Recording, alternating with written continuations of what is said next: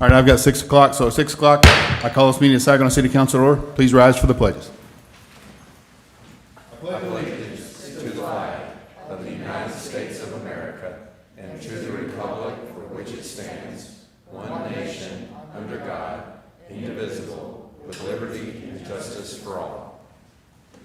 Honor the Texas flag. I pledge allegiance to thee, Texas, one state, under God, one and indivisible. Thank you. Please be seated. Next item is the invocation. Do we have a reverend here? I do not see anyone. Is there anyone who is feeling so moved to do the invocation from the audience, from the dais? Anybody? Chief, please. Pray with me. Gracious Heavenly Father, thank you for all the wonderful blessings you bestow on us every day. Never let us forget the sacrifices made on our behalf. Be with the first responders and our military across the world. Be with the leaders here today as they make decisions that affect our community. And all these things we pray. Amen. Thank you. Item 1D is audience participation. That is covered on the screen. You may speak on any item that is on the published agenda. Chief Police over there, there's a form you can fill out and speak on any item. Please let us know. Moving forward to consent agenda. A is action regarding minutes from May 19th. B is action regarding minutes of June 2nd. C is action regarding sewer easement agreement with DOS Project LLC for 455 Sampson Boulevard. D is action regarding rewarding a proposal for municipal engineering services. And that is it. Questions, comments on the consent agenda? If not, I'll entertain a motion. Mayor, make a motion we approve the consent agenda as read. All. Brack, second. Please cast your votes. Motion passes. Let the record reflect we have a quorum. Full house. Thanks for coming, folks. Moving forward to 3A. Gabe, recognition presentations. What do we have? Mayor, we don't have any recognitions tonight. I want to remind everybody that a week from Saturday, we'll have our fireworks event. So a new addition this year is a wiener dog race. I'm told that we're at capacity for racing participants. The somewhat sad news, but our reigning champion for the soft taco eating contest apparently is in retirement, though Felipe is training someone to succeed him to the throne. So hope to see everybody out there a week from Saturday. Here, here. All right, 3B is budget workshop, 2026-2027 budget. Kim Quinn, Finance Director. Thank you, Mayor and City Council. We'll each meeting go through a few funds at a time so we don't bombard you all at once with our preliminary issues and start to get you familiar with what the issues are by fund. We'll go over 4 funds tonight. 2 of them, the funding sources are sales tax.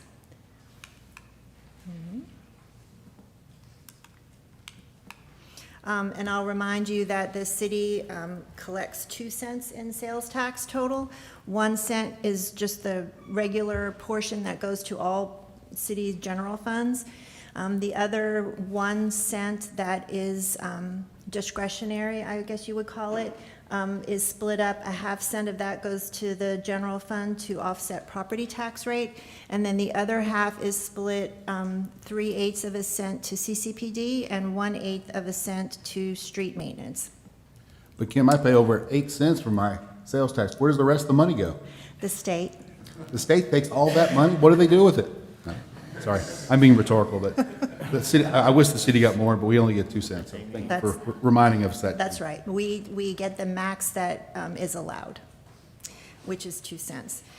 So that's the primary source of revenue in the CCPD. This fund pays for 12 officers, 1 jailer, and a record supervisor. That's in the general fund. This year, we're proposing to replace 3 patrol vehicles. It also pays for the technology used by the police department, the body cameras, tasers, the MDTs in the vehicles, and interview room equipment. This is where we will continue to fund the flock cameras. There is a proposal for additional training software in the budget for next year and the replacement of ballistic shields. All of the graphs are similar to what I've used in the past, so you've got a set of bars for revenues, a set of bars for expenditures, and it's showing you the current year adopted, the current year revised, the current year estimate, and the next year proposed. The numbers, the green and the purple bars will change throughout the summer as we get better numbers. We'll revise our estimates to try to get them closer to how we think we'll end the fiscal year. And then as decisions are made, the proposed will change somewhat as well. And then for those of you who like the numbers behind the graphs, that's what each of the funds are. And when you get your budget binder, you'll get even more line item detail, but this is just to give you an idea of the numbers that we're looking at. I'll tell you that the year-to-date is through May, and for your information, that would be 67% of the fiscal year to help you see where we are as far as the percentage of year-to-date. I'm not going to go through the line items, but I'm happy to answer any questions if you have any on CCPD. Okay, if not, we'll move on to the Police Expendable Trust Fund. This is where we account for the confiscated property and forfeitures. The revenue sources obviously is pretty erratic. It's hard to determine what we're going to have. So normally we just budget for interest earnings, and then we'll adjust the year end based on the collections for the fiscal year. And the expenditures that we fund out of this fund are for the K-9 unit. I have a question for the chief. So I know there's a lot of rules around what we can and can't take. Can you just explain that? Remind us what those are, how that works?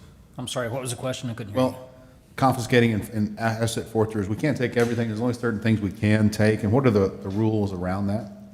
So, well, you're really putting me on the spot there. Those laws change and modify, and we deal with it so seldomly that I can't tell you right off the top of my head exactly where that falls. I can do some research on that and get back to you. I just, we Maybe haven't talked the- about this in a while, and I was just curious. Maybe Brian could answer a little bit of that as well, as far as the specifics, but, Let's put Brent on the spot. I'm going to have to research it as well.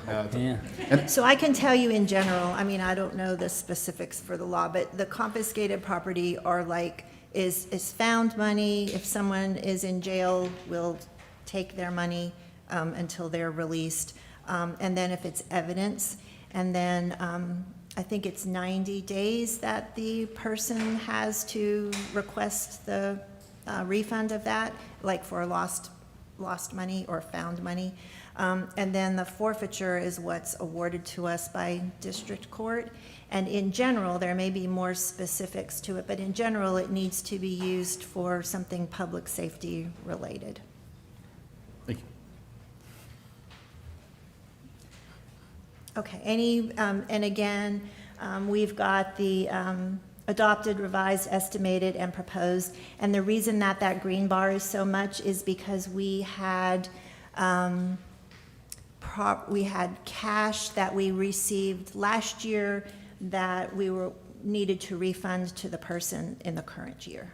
So we refund them plus their interest that has been earned. And I'll tell you, we're earning quite a nice little bit of interest in tax pool, so we probably ended up making money off of it versus if he had it in a savings account or something. So anyway, any questions on Police Expendable Trust Fund? And these are the numbers behind that. Okay, if not, we'll move on to the Street Maintenance Fund. Again, this is where 1/8 of a cent of the sales tax goes.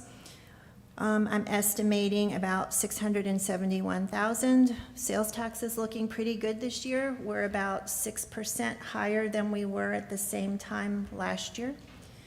So we traditionally are pretty conservative in our sales tax estimates.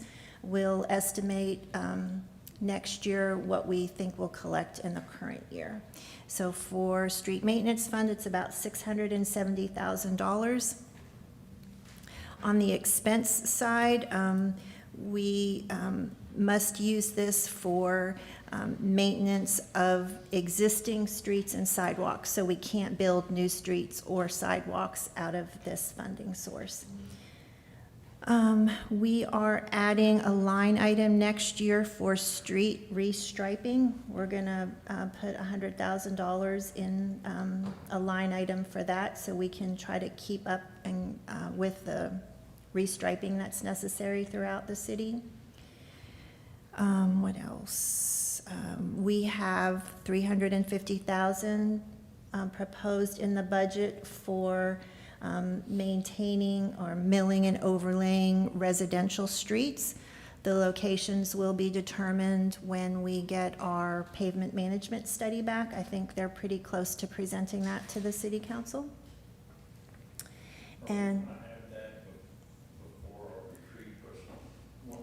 Turn your mic on.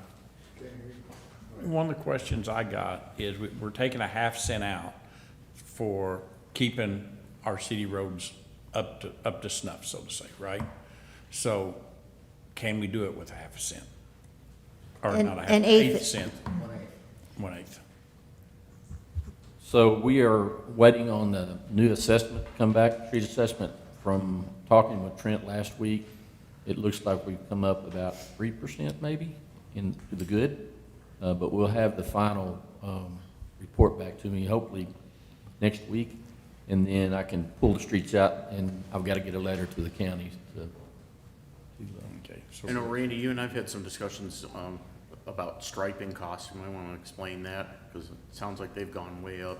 striping costs are very expensive, and we have to subcontract that out. We don't do it ourselves. Certain times of the year they can do it, depending upon weather. Right now's the time to do it. So we're measuring and identifying the streets that need striping, and we'll be targeting those first with East McElroy having some temporary stuff that we're fixing to put in.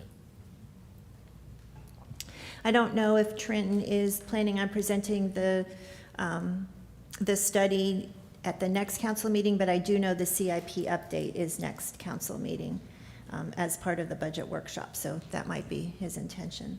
yeah, I feel we absolutely have to have that for the workshop in order to figure out where that 8 cent is. I have to have it back before I can send my letter into the county, so he's aware of that. So they've had it back and then sent it back to them, because they didn't like some of the stuff that was in the report, so they redid it and sent it back out, so. And this is a voter authorized percentage, right? Yes, sir, and I'm trying to think. When's the last time we did it? It's due for renewal in 2027, so CCPD or streets or both? the CCPD. Okay. So all of that's kind of, I think, grouped in together, but it'll be renewed again for 10 years on 2027, Okay. I don't think the street maintenance is on the same schedule. is it not? Do Okay. you know, Vicki? Okay. But we keep track of that. Every election cycle, we'll be on it. I can't tell you when it's up. Yeah, so it's just important to know that the voters have authorized us to do this. That's correct. So we have to spend it on what the voters told us to spend it on.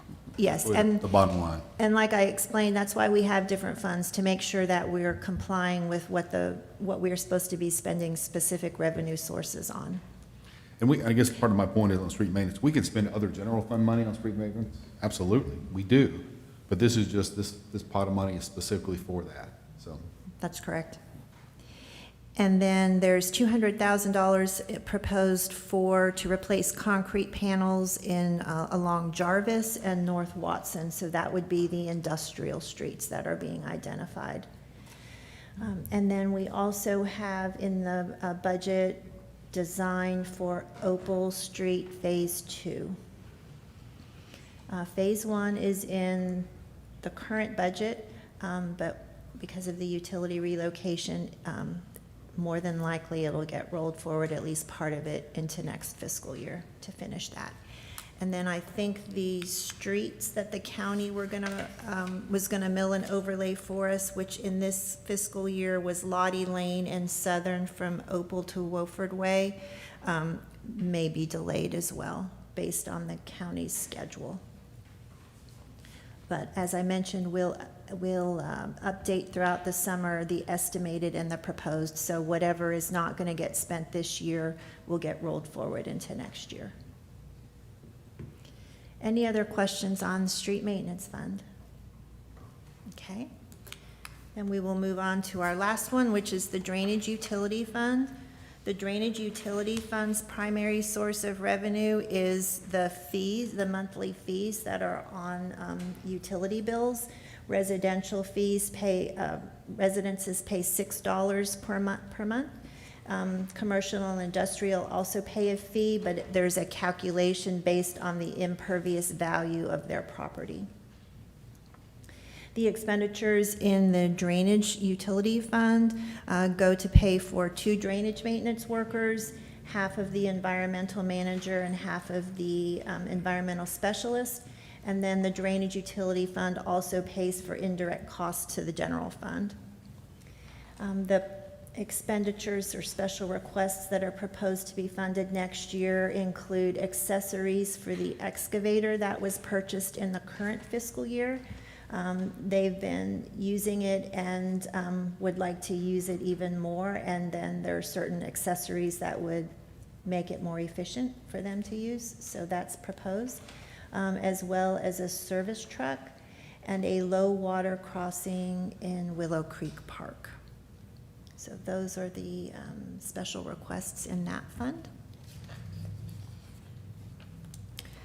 We have in the current year budget, the $1 million is for the final design of the Saginaw Boulevard Drainage System System 3, Phase 1. So that is one of the projects that may get carried forward into the next year. The idea was that Phase 3 is a huge project, so the idea was that they would start designing it and hopefully breaking it into smaller projects that we can start chipping away at. Any questions in the drainage utility fund? Okay, this last slide is just a reminder of the schedule. As I mentioned, we'll have budget workshops in each of your regular council meetings. The next one, first meeting in July, will be over the CIP update. And then you can see, we have the proposed budget. Your budget retreat is scheduled for Saturday on July 11th. We'll get final values on the 24th. We'll revise the proposed budget based on the actual tax rate calculations. And then we have a couple of special meetings to have public hearings and to adopt the budgets and the tax rates. Okay, Any that's questions all for I've got. Kim? All right, thank you, Kim. Appreciate it. Again, this is just one of the initial steps of our budget process. There'll be more to come. All right, item 3C, work plan update. City Manager Gabe Ray. Mayor and council, we have our monthly update on our work plan projects, which are the city council priorities. So I'll kind of run through them fairly quickly. Our employee personnel manual update, we have contracted with a company called Air Mason. We have had 2 meetings with them and more scheduled on the staff side to discuss the actual policies we want to change and amend, and then the next steps after we go through that, which sounds easy enough, but each department has some specifics, and it's taken a lot of time. Our last meeting, we talked about comp time, and I think I had to drink 2 coffees during that to try to process everything. But, a lot of different concerns, different schedules, but we're making good progress. So do you feel we're on track? to get Yeah, that I think so. I think we decided instead of taking the whole policy, we'll go like topic by topic. Yeah. And then eventually when staff has the recommended edits, we'll send it to the city attorney for review. And nice part about this platform is it's cloud-based, so new employees can get quick access, and then each department can kind of tweak things as they So just specific. curious, how many sections are there in it? Do you remember? 88 pages. So, 88 pages? yeah, 88 pages, that's, yeah. And then probably the biggest carve-outs are police and fire, public safety, so specifics. police and fire, so the carve-out. So, sorry, I'm just trying to figure out whether I Right. feel we're on track to have this. Are we gonna have, since you're doing it in sections by sections, are we sending, as we get done with that section, are we sending that section over to legal? Or are we trying to save it all up to one? Seems like to me if we save it all up and send it over to legal in one big waterfall, it's gonna bog them down. If we could But send it. we do have a bulk discount. Yeah, what? A bulk discount, yeah. So however you want to do it. Yeah, we There, can. there are no toast discounts. Yeah. Don't say that. We know better. That's a good point. I think we can send it kind of in real Yeah, time I'm as just we trying to review. keep us from hitting the bottleneck. Yeah, We know understand. the way lawyers are, they'll read it for years. Right. It'll go to Air Mason first, and then they'll finish what they need to do, then it'll go to. Yeah. So it'll go back to Air Mason, they'll reformat, and then we'll send it. But, yeah. All at one or section by section? All at once, yeah, Oh, I mean, okay. all at once, they get it all prepared, and then it'll go in, and then they'll go back to Air Mason and finish it up. Okay, so when we say legal fourth quarter, then, does that mean it's going to them the first quarter, fourth quarter? So that means 1st of October? October 1st, it, Yeah, I think it should be done by that time, I'm pretty sure. well, okay, because I definitely know it's gonna take them more than a day to review that big of a document. But they might get it in 3 months, and that's a quarter, right? Next project is finished. However, I've had some conversations with y'all and the mayor about doing like kind of a follow-up mailer or video to show progress for our bond projects. So we're getting to the last pieces of our 21 bond before we start in on our recently authorized projects. So no surprise to anybody, but people pay attention to the videos. That seems to be the best path forward. So moving on. Friends of the park's really no substantial. I think future meeting, they're gonna discuss this again. They're having some talks about who may be interested in serving on the Friends of the Parks or the nonprofit. So not much change.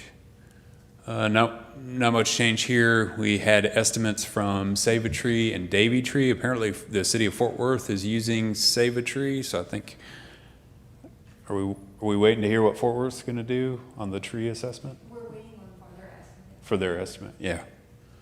So I mean, that's are we waiting on we're doing our whole city, right? correct, yeah. So, I'm assuming we're not holding up on everything, we're just waiting on just the outline areas that bump up against Fort Worth, right? No, I think we're doing citywide, yeah. So we're not doing anything until we hear back from Fort Worth? Fort Worth is using this vendor, yeah. Well, when does the vendor say they'll be done? I mean, Fort Worth is a huge city, and count all their trees, they may be there another 30 years. Yeah, no, I don't think we're beholden to Fort Worth for the project scheduling. We're waiting for the pricing so that we can piggyback on a similar scope. Oh, right. Makes sense, yeah. So we've counted the number of trees and stuff we think we need? We'll have Bryn do that. In fact, if he could excuse himself, he can get a start. You might recall was it last meeting? 2 meetings ago? We've had 2 workshops related to signage. We'll have another one soon. Not a whole lot of movement here other than we've got Susie's been in contact with someone about a signage plan. It was the desire of the council to have like a comprehensive plan so that we don't implement it piecemeal. So the components of that would include concepts, the fabrication specifications, and then installation. I think we'll have a future workshop here, probably July, and then pick a number and move forward. So the next step after that, once we have our template and are approved, everybody's good with, is figure out which locations we want to do first, and then, of course, that all costs money. So kind of next steps there. Pedro's working on a steering committee. He may be able to. Yeah, so this is the moment of the city council portion of participation. So the working group, we haven't thought of a cool name. I've talked to Susie about that, but we're gonna have industrial reps, entrepreneur rep, a local business rep, a school rep, a college rep, and I need 2 city council member representatives. I've talked to the mayor.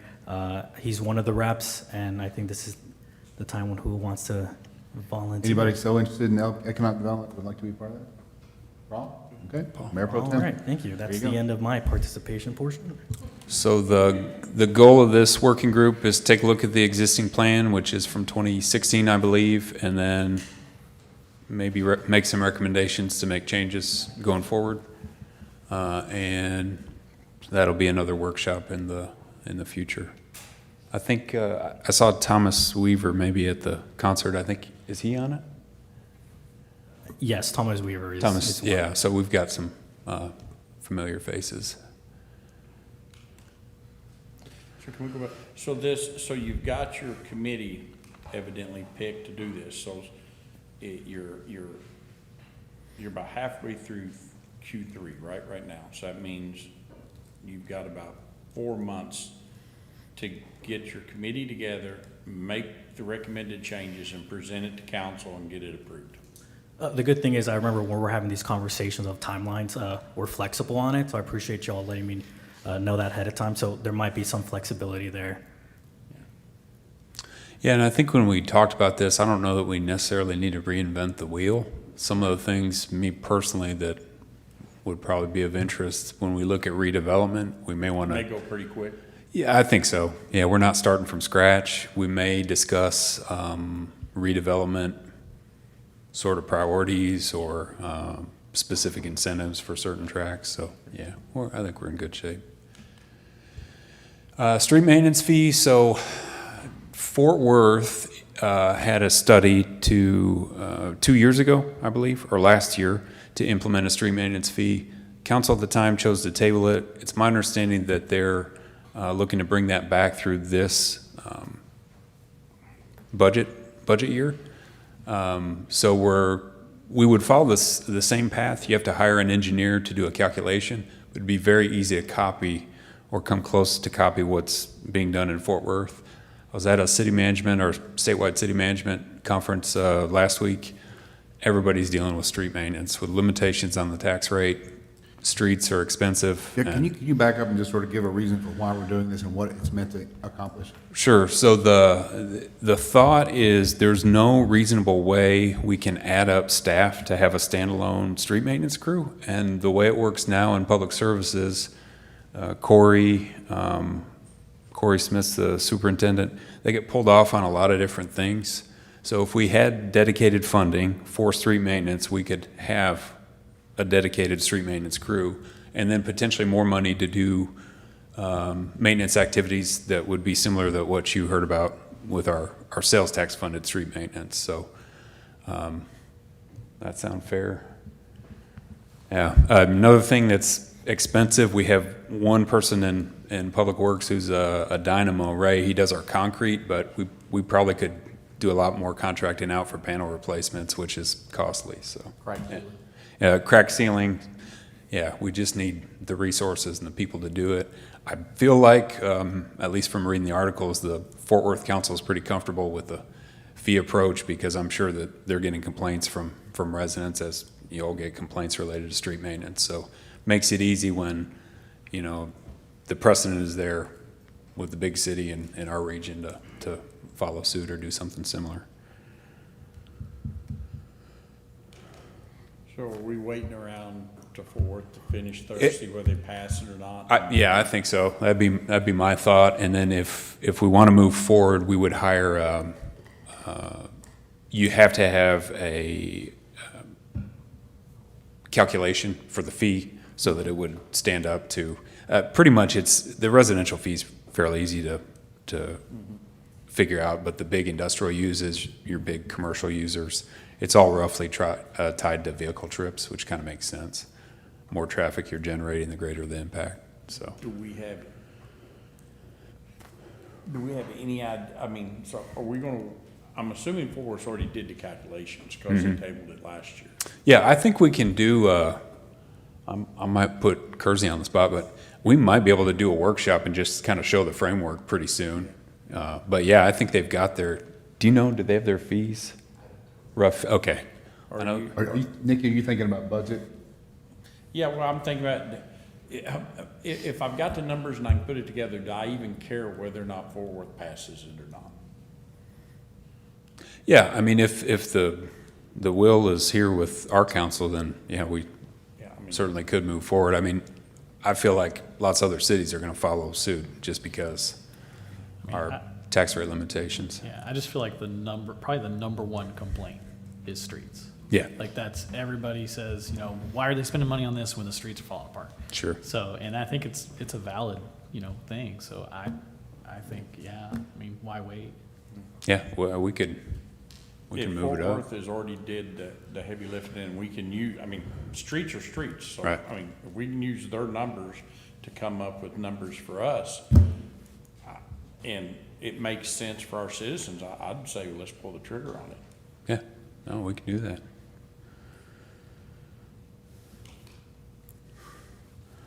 So our facility rental fees, deposits, I think we're going to talk about food truck related fees and changes in law this evening. This will be a future council meeting, probably sometime in July. So really nothing new there. No news here on hotel recruitment, the study? None since the last meeting. Yeah. No Hilton coming yet? The Ritz-Carlton kind of called, but Yeah, I we're had to out. say no to them. Yeah, there you go. Four Seasons. Lowe's is going all over Arlington. Yeah. Like I'm here. That was actually at the Texas City Management Association. They demoed one of the older hotels in Arlington, so that was kind of cool. Sharon. Sheridan, yeah. And I think Lowe's might have bought that site or something. already- They're expanding. They've already started a new hotel right on that property. Okay, yeah, that's pretty I actually interesting. got, they actually they dynamited. Yeah, they And imploded it. I asked Stan, what do you mean? I would have loved to went and seen it. He said, oh, yeah. Didn't tell me. Big city amenities. That's right, yeah. Cybersecurity audit risk, this is complete. Minimum property standards, we're kind of monitoring. I don't think we have anything of note. No, sir, just remain focused. Yeah. No pertinent updates, so. Strategic plan, we'll wait till the end of the summer when we're finished with our budget discussions. And we'll do this again next month, so happy to answer any questions. Appreciate it, Gabe. Sir. Are we still okay with having this once a month? Yeah. Seems like we're not everything has an update once a month. I was thinking, do we want to do it every other month? You guys like y'all like once a month? I like it once a month. I like it once a month. All right, there you go. We'll keep doing it. All right. Thank you, Gabe. All right, so two housekeeping. We're going to 4, which is public hearing. So during a public hearing, anyone can speak. You don't have to fill out a form, but I will call for them at the appropriate time. So housekeeping there. So at 6:33, we're in a public hearing. Consideration action regarding a specific use permit to allow operation of an ice water kiosk at 345 North Saginaw. That is Susie Victor Trevino. Welcome. Mr. Mayor and Council, as a reminder, we have seen this item just in a different version. We had this item in being just added to the permitted use table point blank because we did not have an ice/water kiosk use point blank. Since then, you'll have voted to approve the addition of this use, both in community commercial and neighborhood commercial through an SUP. So because of that, we have an SUP application before you for an ice/water kiosk at 345 North Saginaw Boulevard. As a reminder, a ice/water kiosk will be defined as a self-service machine or booth where people can purchase ice and or water typically located outside stores, gas stations, and parking lots. 345 North Saginaw Boulevard is part of the Saginaw Boulevard Overlay District, as well as in Community Commercial Zoning District. P&Z did see this last Tuesday, and they voted to recommend that the City Council approve the SUP request 4-0 without any added stipulations. With that, the applicant is here to have a deeper dive into their specific business, but if y'all have any questions for me, please let me know. Any questions for Susie before we hear from the applicant? Okay. Thank you, ma'am. Yes, sir. Y'all want to come on up? Sure. Welcome, y'all. Thank you. Thanks for having us again.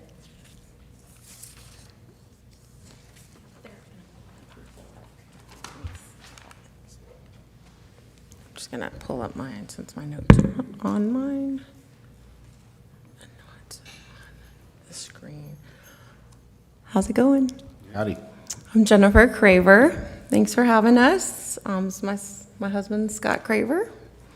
And as Susie mentioned, we are here to discuss adding an ice and water vending machine.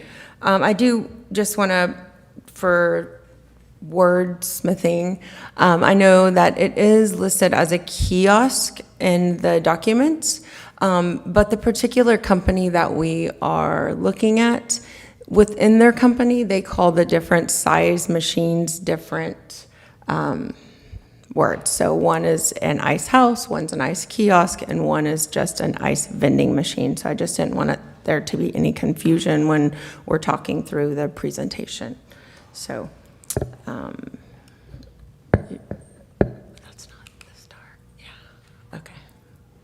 Well, again, as I mentioned, my name's Jennifer, and this is Scott, and we're here for a special use permit to place an ice and vending machine on the property my family's owned since 1958. This is a use that is not currently defined, or it is currently defined on the city chart based on our last meeting, and now we're here for just a special use permit. So, go ahead.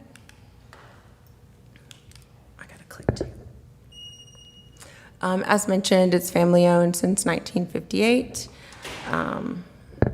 You're clicking faster than me. It's okay. It's hard to get good help, isn't it? I know. Oh, okay. So approximately 2 acres located within the established commercial corridor, historically used for small businesses and community serving purposes. Also, this request is just for approval of a low-impact neighborhood serving ice and water vending machine. Now I'm gonna have to click this to go faster. Oh, mine's so much cuter. I don't know why it didn't go. That's okay, so I have to click faster through mine. Again, the ice and water vending machine, it's a self-service, low-impact use, no outdoor storage. There's no staffing required, no employee parking. There's minimal traffic generation, no drive-through stacking, and no amplified sound with the machines. And it provides an essential daily service. This slide shows the detailed site plan on where we want to place this, and it is on the corner of West Northern Avenue and North Saginaw Boulevard. The next slide will show a little bit more detailed placement of the actual machine. So we would like for this to go in the corner of the property, just because if we decide to develop that later, it would still be out of the way of any further development, or if we decide to move it, we could always do that as well. So it is like semi-mobile or movable, it's not? It is movable, so it will come all together in one big machine. It'll travel from Georgia, and then it will be lifted up with a crane and placed onto a pad that we would prep before it arrives. And then we would do some additional adding of the pylons that are, as you see in this picture, they might not look exactly like that, but that's our intent, is to have pylons around the building just so no one might crash into it. I think there was one before at the, where Blazing Hospitality was, and they actually sold it whenever that land was getting redeveloped, so it's definitely movable. That was one of my questions. In the future, if you want to develop that area or do something, you could move that to another location, or it's not fixed there forever? Correct. Okay. Absolutely. We just actually have one by our house that was just moved. So I looked into why it was happening. Sometimes when people retire, they sell them to others and they move them to a different location. So we actually got to watch it be picked up by the crane and moved onto a truck and then moved out. And of course, that pad is still there and the pylon. So then those are different structures that would have to be removed separately. But I just wanted to note on the overlay benefits here, this particular item does occupy only 1 or 2 parking spaces. It preserves the open space just in case we do want to develop around it. And then it allows enhanced landscaping if we choose. And it has a minimal visual impact from the boulevard. There are locations located around the city. There are several in the Fort Worth area. And the surrounding cities, that people do modify them. So they might put a brick overlay on the outside of them, or I've seen a stucco one, a few different options. We would really like to keep it clean, simple as it comes, because we feel like it's nice visually. So just want to point that out. Why it fits. This proposed structure, it's small-scale commercial amenity. It has limited visual mass, architecturally compatible. It enhances landscaping opportunities, no large building footprint. Again, compared to typical commercial uses, there's less traffic, less pavement, less signage, less lighting, less noise, and less visual intensity. So,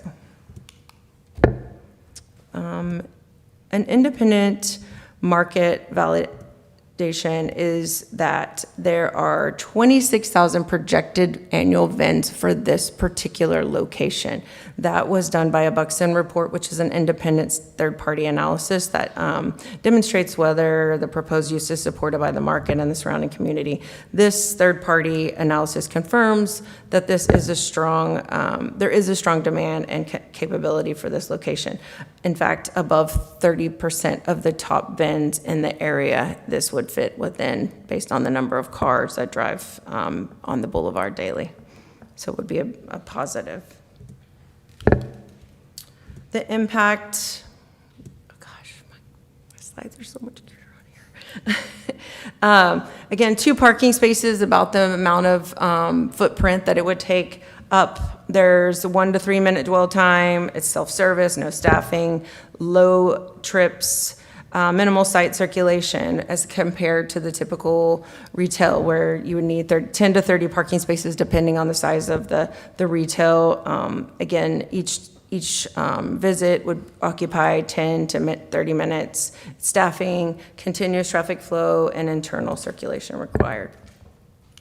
I just also popped in a little comparison chart that shows the things that I just talked about. Again, we would not have employees. The only employees that would really work within this kiosk would be those that are coming if something was going wrong, or and we can monitor that with an app. So it tells us if things are not producing correctly, or if it's down, or if the temperature is too high inside the building. All of the things, it monitors it for us.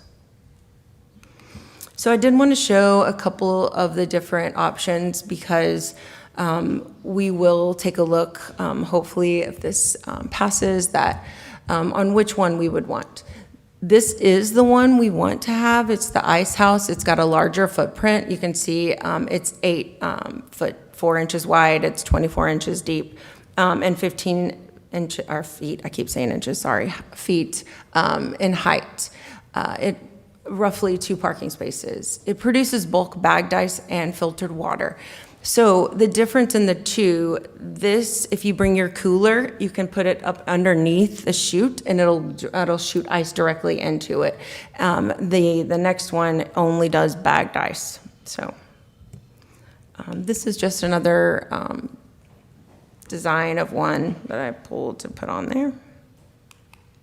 And this is their, and when I say there, I mean Twice the Ice, which is from Ice House America, the company that we would really look at getting our kiosk from. This is the difference They are approximately 6 feet wide, and then it could be 12 or 16 feet deep and only 13 feet high. So it doesn't take as much electricity, it occupies fewer parking spaces, and again, as mentioned, it only does bagged ice and filtered water. So, the technology behind it, it's on-site production. There's a filtration system that guarantees freshness of all the ice and the water that's going out. And again, there is an app integration, so we can monitor everything on that. And the dispensing options are different. The tech behind it, it's remote monitoring, and then we can also, manage the assets that are coming out of there.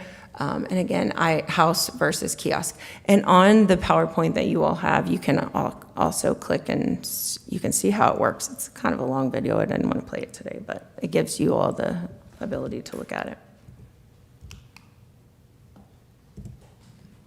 Again, listing existing local precedent, there has been 2 similar ice and water vending machines previously approved. These facilities have demonstrated compatibility with the local development patterns. And with that being said, one was placed in an area that was then further developed, so they had to move it out of the way so that there was a thoroughfare that needed to go through in the development. So there is one remaining smaller machine in the parking lot where Taco Casa is, right behind the Valero. So.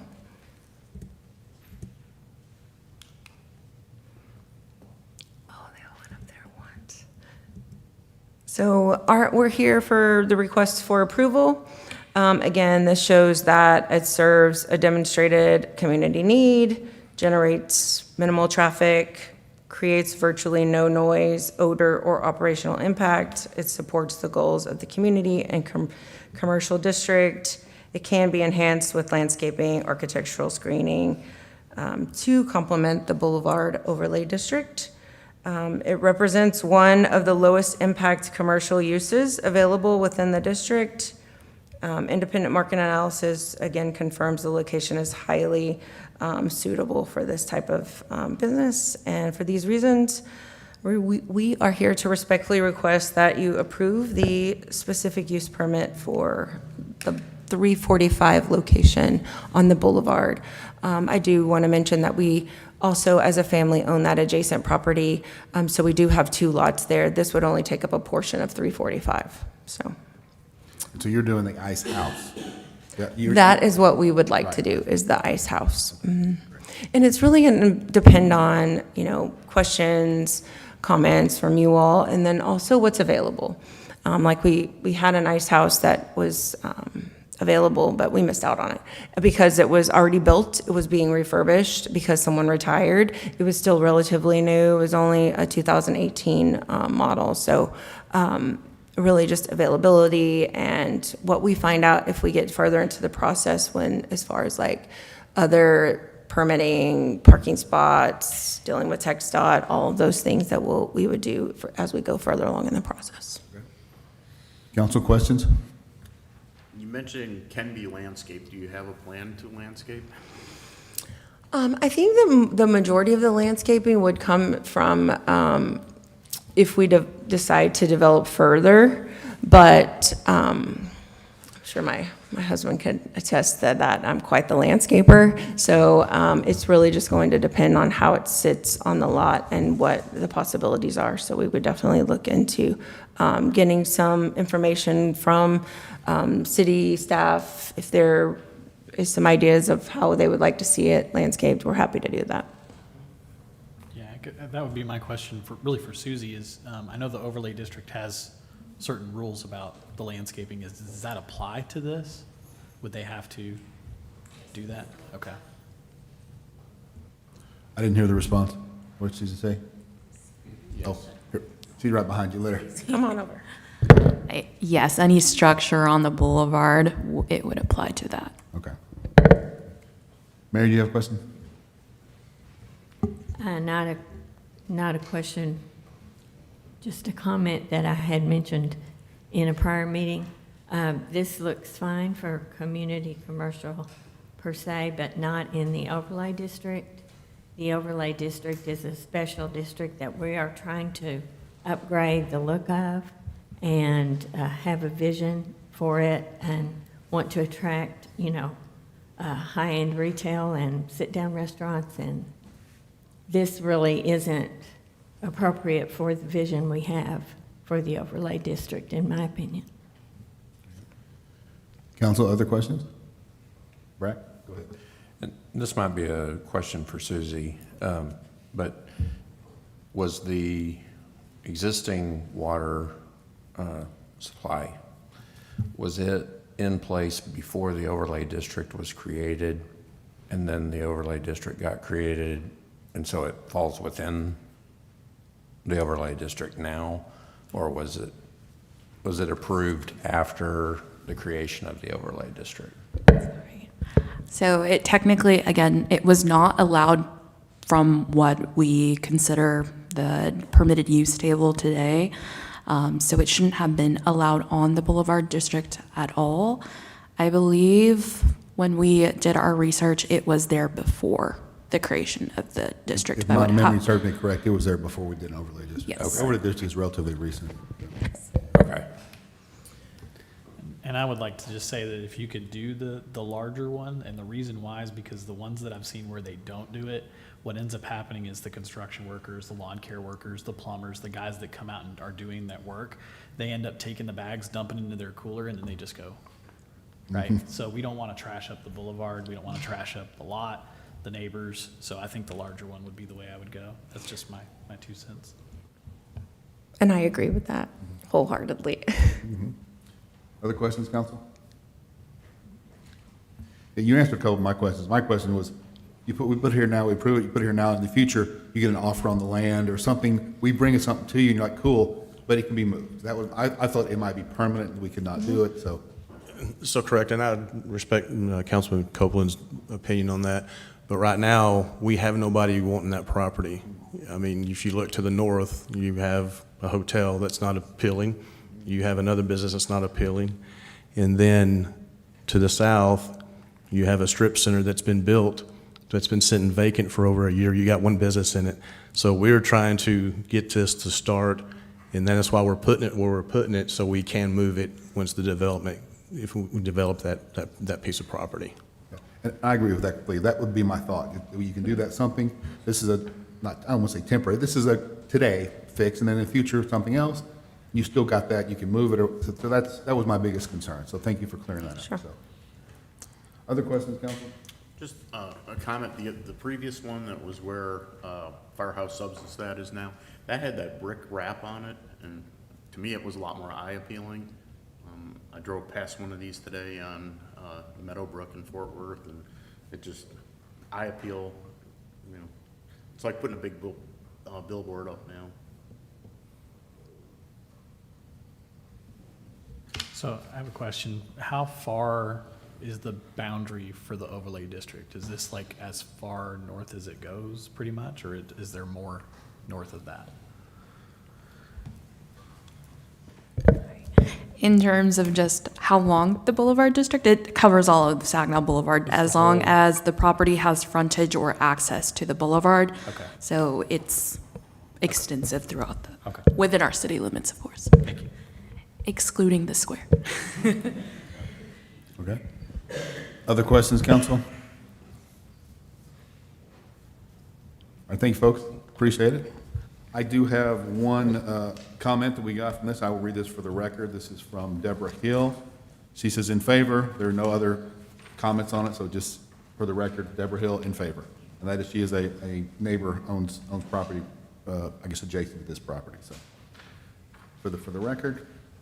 Other questions, comments before I close out this public hearing? Anything else? Any other questions for Susie?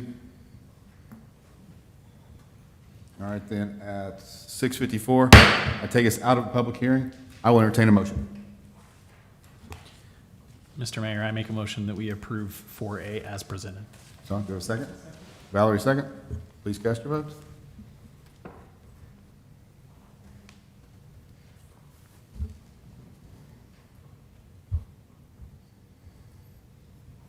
Looks like 1, 2, 3, 4. Motion passes 4-3. All right, thank y'all, folks. Good luck. Wish you the best. We are at 6:54. We're back in a public hearing. Consideration action regarding a specific use permit to allow operation of a convenience store with fuel sales at 520 Saginaw Boulevard. Louisa, welcome, Louisa. Good evening, Mayor, Council. We received an application for a specific use permit request to allow the operation of a convenience store without fuel sales at 520 South Saginaw Boulevard, Suite 100. The shopping center in which that suite is located is zoned as community commercial and is within the Saginaw Overlay District. This district's where we have a higher concentration of convenience stores, given its proximity to Saginaw Boulevard, of course. Since the Planning and Zoning Commission meeting last week, the applicant indicated that they will be now operating from a different suite within the same shopping center to allow for more floor space. The new suite address is 522 South Saginaw Boulevard. It is a suite, it just houses its own individual address. We did consult it with our legal team to ensure that that change would be appropriate, and notices for the public hearing were also made to ensure that an address change within the same shopping center would be permissible. The applicant's proposed business hours for the convenience store would be 6 a.m. to 11 p.m., 7 days a week, with an estimated 46 employee count for operations. Products to be sold include fresh produce, prepackaged meals, coffee, yogurt, other prepackaged snacks, household essentials, health and beauty products, state lottery tickets, scratch-off games, amongst others. The applicant will also be selling tobacco products at the location, and noted within the application that only 10% of the floor plan will be composed of tobacco products. For the new suite that he would be operating from, that is 5,000 square feet total in size. The 10% of the floor plan equates to 500 square feet for coverage of tobacco products.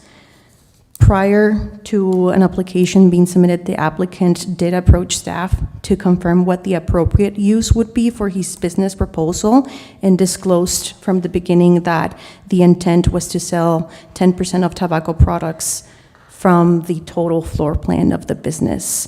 Based on the definition that we have for convenience stores with or without fuel sales and tobacco shops, it was determined that the convenience store without fuel sales was the appropriate use for his proposal.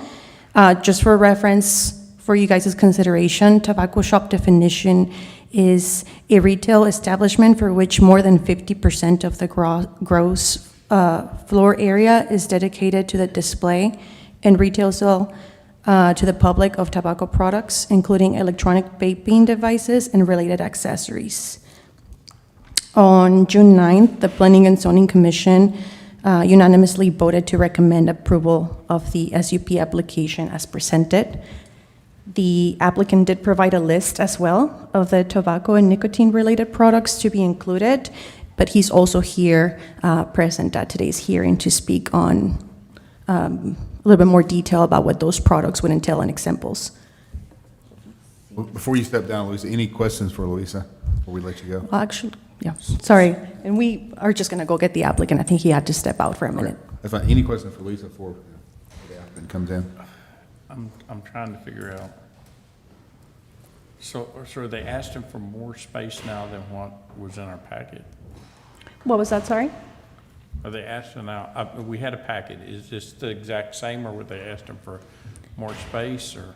So after the agenda had been posted, we were notified by the applicant that they would be moving to a new suite that became available and is larger in space. And he did provide renderings for that new location that we sent over to our city secretary this morning. I'm sure she forwarded over, or if Pedro could pull it up as well for you guys to look at the new renderings of reflecting the size change of the suite. It's in the same shopping mall, just a bigger? Yes, Okay, it's just a gotcha. bigger suite. Mhm.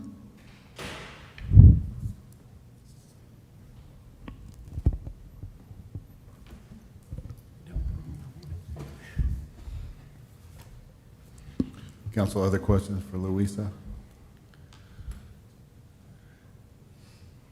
I'm assuming it doesn't say there will not be any sexually oriented products for sale. Is that That was not listed as any of the products on their product If list. it's not listed, that means they can't sell it? Is that how that works?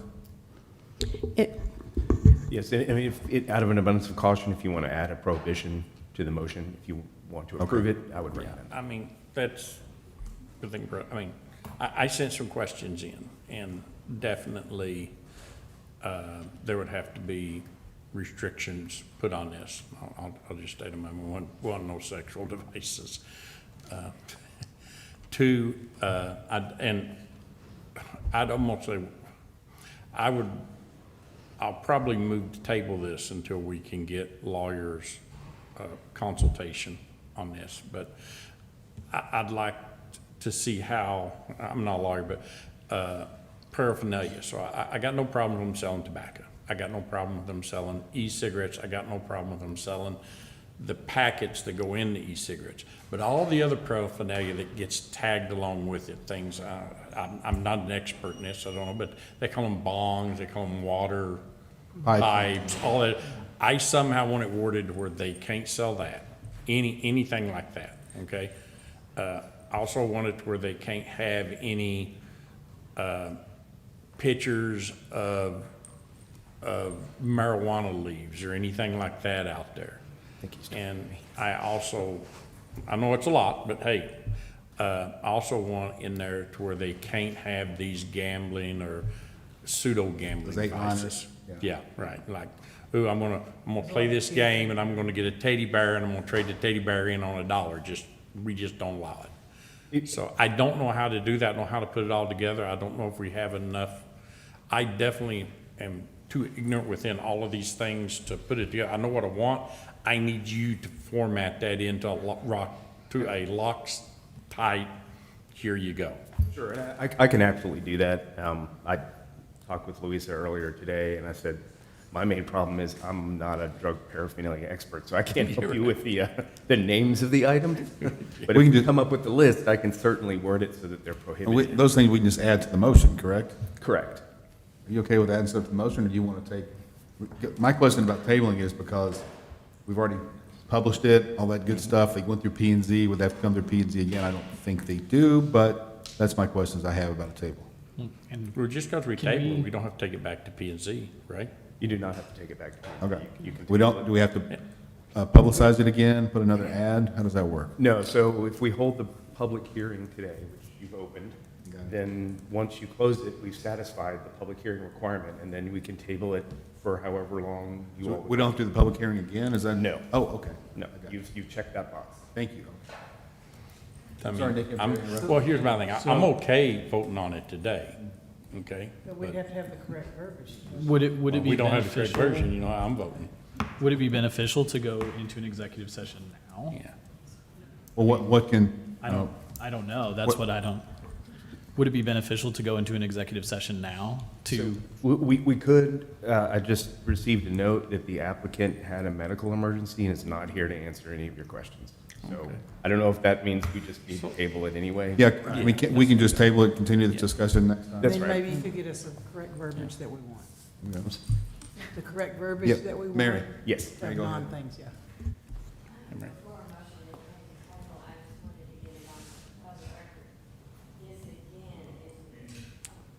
Before we make a motion to table, I wanted to get this on the public record that, once again, I feel like this use is not acceptable for the overlay district. I just wanted to get that in the record. You know, we're trying to upgrade the look, we're trying to upgrade the things that are offered there. And this just doesn't go along with our vision of the overlay district. So I just wanted to let my opinions be known about that. Thank you, Mary. Other questions for Louisa before we do any kind of, before it takes out of a public hearing?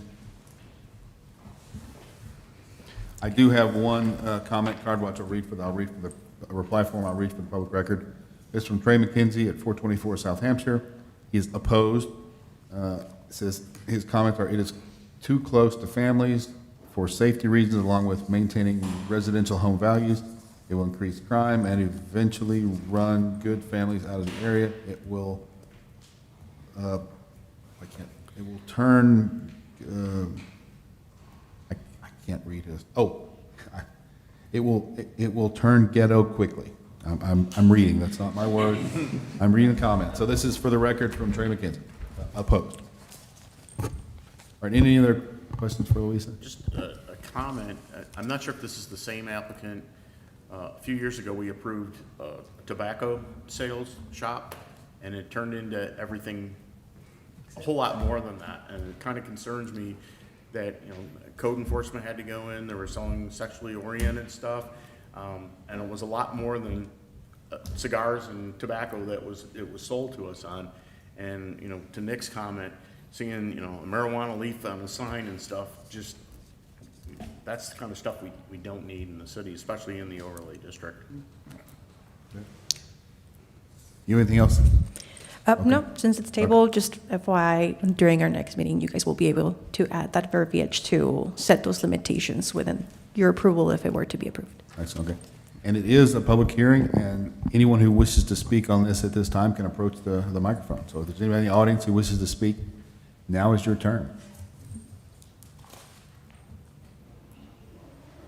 If not, at 7:06, I'll take us out of a public hearing, and I will entertain a motion. Mayor, I move that we table this. Do we want to see how long to table it, or can we leave it open-ended? You can leave it open-ended, but we might want to give staff some direction on when to bring it back. When you get that pencil whip together for us.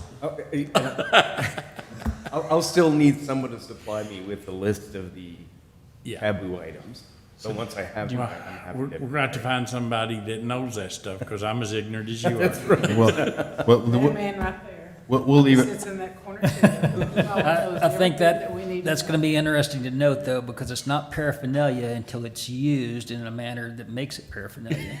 So when you're talking about bongs and water pipes and things of that nature, those can be used for legitimate tobacco purposes, not necessarily illicit purposes. So trying to identify that as paraphernalia is going to be the key to that, and you're going to have to tie it back to some kind of illicit drug or activity. All right, so we'll just leave it open-ended for now. Yeah. Okay. So I have a motion, Nick Manos, do we have a second? She seconded. Valerie second, okay. Please cast your vote.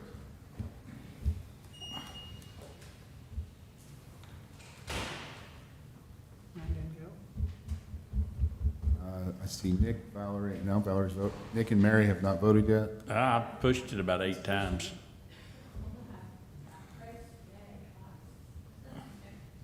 Oh, and mine's not voted either. Well, son of a gun.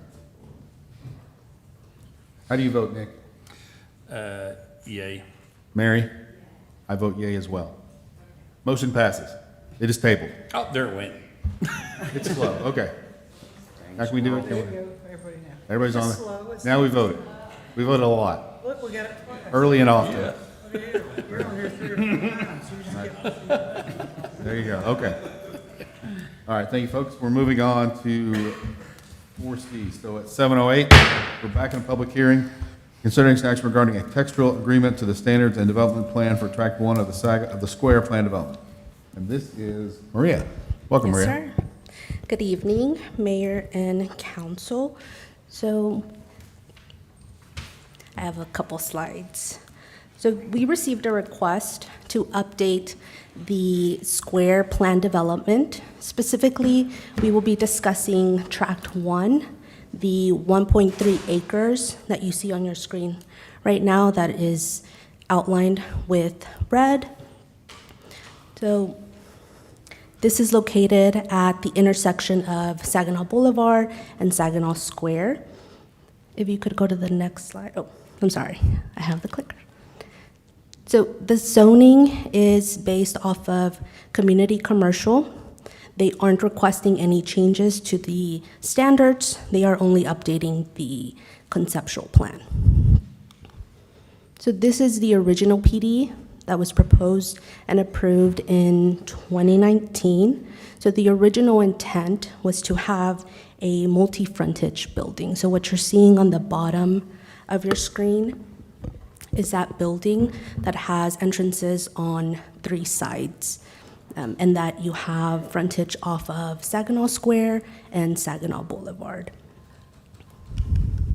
So that was updated in 2024, but the property that we're looking at today was not updated.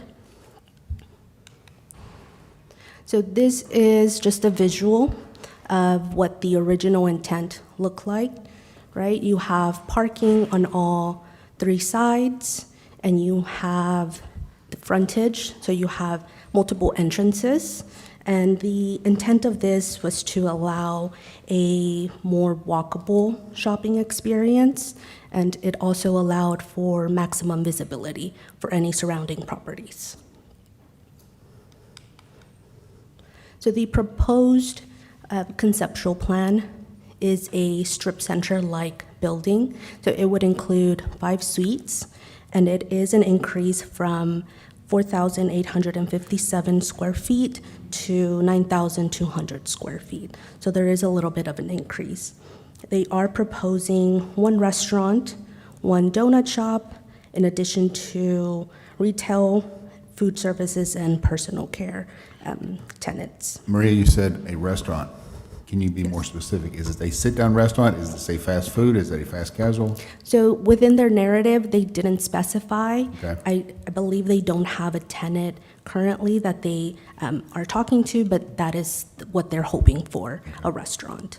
However, today you can specify whether you want a sit-down or a different type of restaurant. So there are, as I stated before, there are no additional changes to the standards. This is the proposal that you see on your screen. So let's go to the next one. So let me go back. So the proposal did go through staff review, and through the DRC review, staff suggested that the layout be modified so that it was aligned better with the current PD, and you had, instead of 1 entrance on one side, you had a multi-frontage building. However, what you see before you is what the applicant is proposing.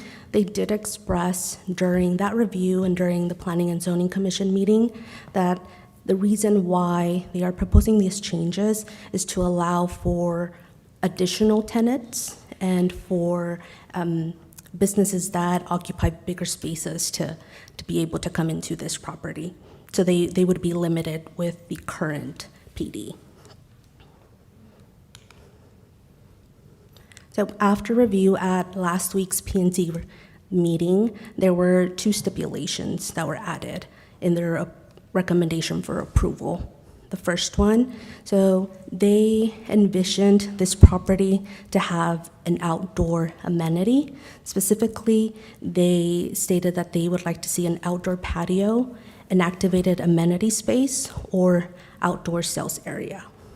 And we did have run this by the building department just to verify that this is something that is allowed within this property. And they stated that there aren't any ordinances that prohibit these types of uses.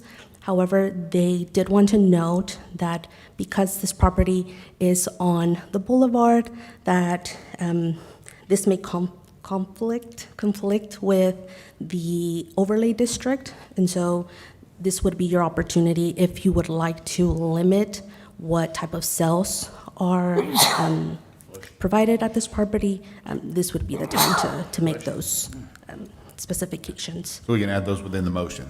Right? Correct. Yes. Questions for Maria? So when you say outdoor patio, I mean, what size are we looking at here? Is it, So I can go back. because I seen there on the side, it looked like you might could have a decent patio, but nothing in the front of each one of the stores. Correct. So it would be, and I have so what you see outlined in that blue box, that is what is labeled as outdoor amenity space. So it would only really affect that corner tenant. So really then, I'm sitting here trying to think, okay, so I guess it could be covered, but it probably wouldn't be, so it's gonna be bloody hot. And to me then, I don't know, maybe that last one would utilize it? Correct. The other 1, 2, 3, 4, probably wouldn't utilize it. Yeah, and within your motion, you can specify that you would like that to be a shared space, or if you want it to be gated and it could only be used by that corner tenant. I was just trying to look, see how practical it was to put that in there. I don't know. And the Mr. Mayor. applicant did express that they are interested in having an outdoor patio, so that is something that they would be interested in looking into providing for the tenant. I definitely know outdoor patios are nice, definitely if they're covered, and definitely in the spring and fall around here. And I've seen some smaller businesses, if they'd had outdoor patios and be able to serve stuff, they would do better. But this is kind of like all the way to the end, so. Yes. I'm sure the thought is that last end cap is a restaurant of some sort. Yeah, right, That yeah, was my- absolutely, that would work then. Mr. Mayor, that is End cap correct. or- I'm speaking with the real estate agent on this property, and their goal is for that last unit to be a restaurant with a patio. Okay.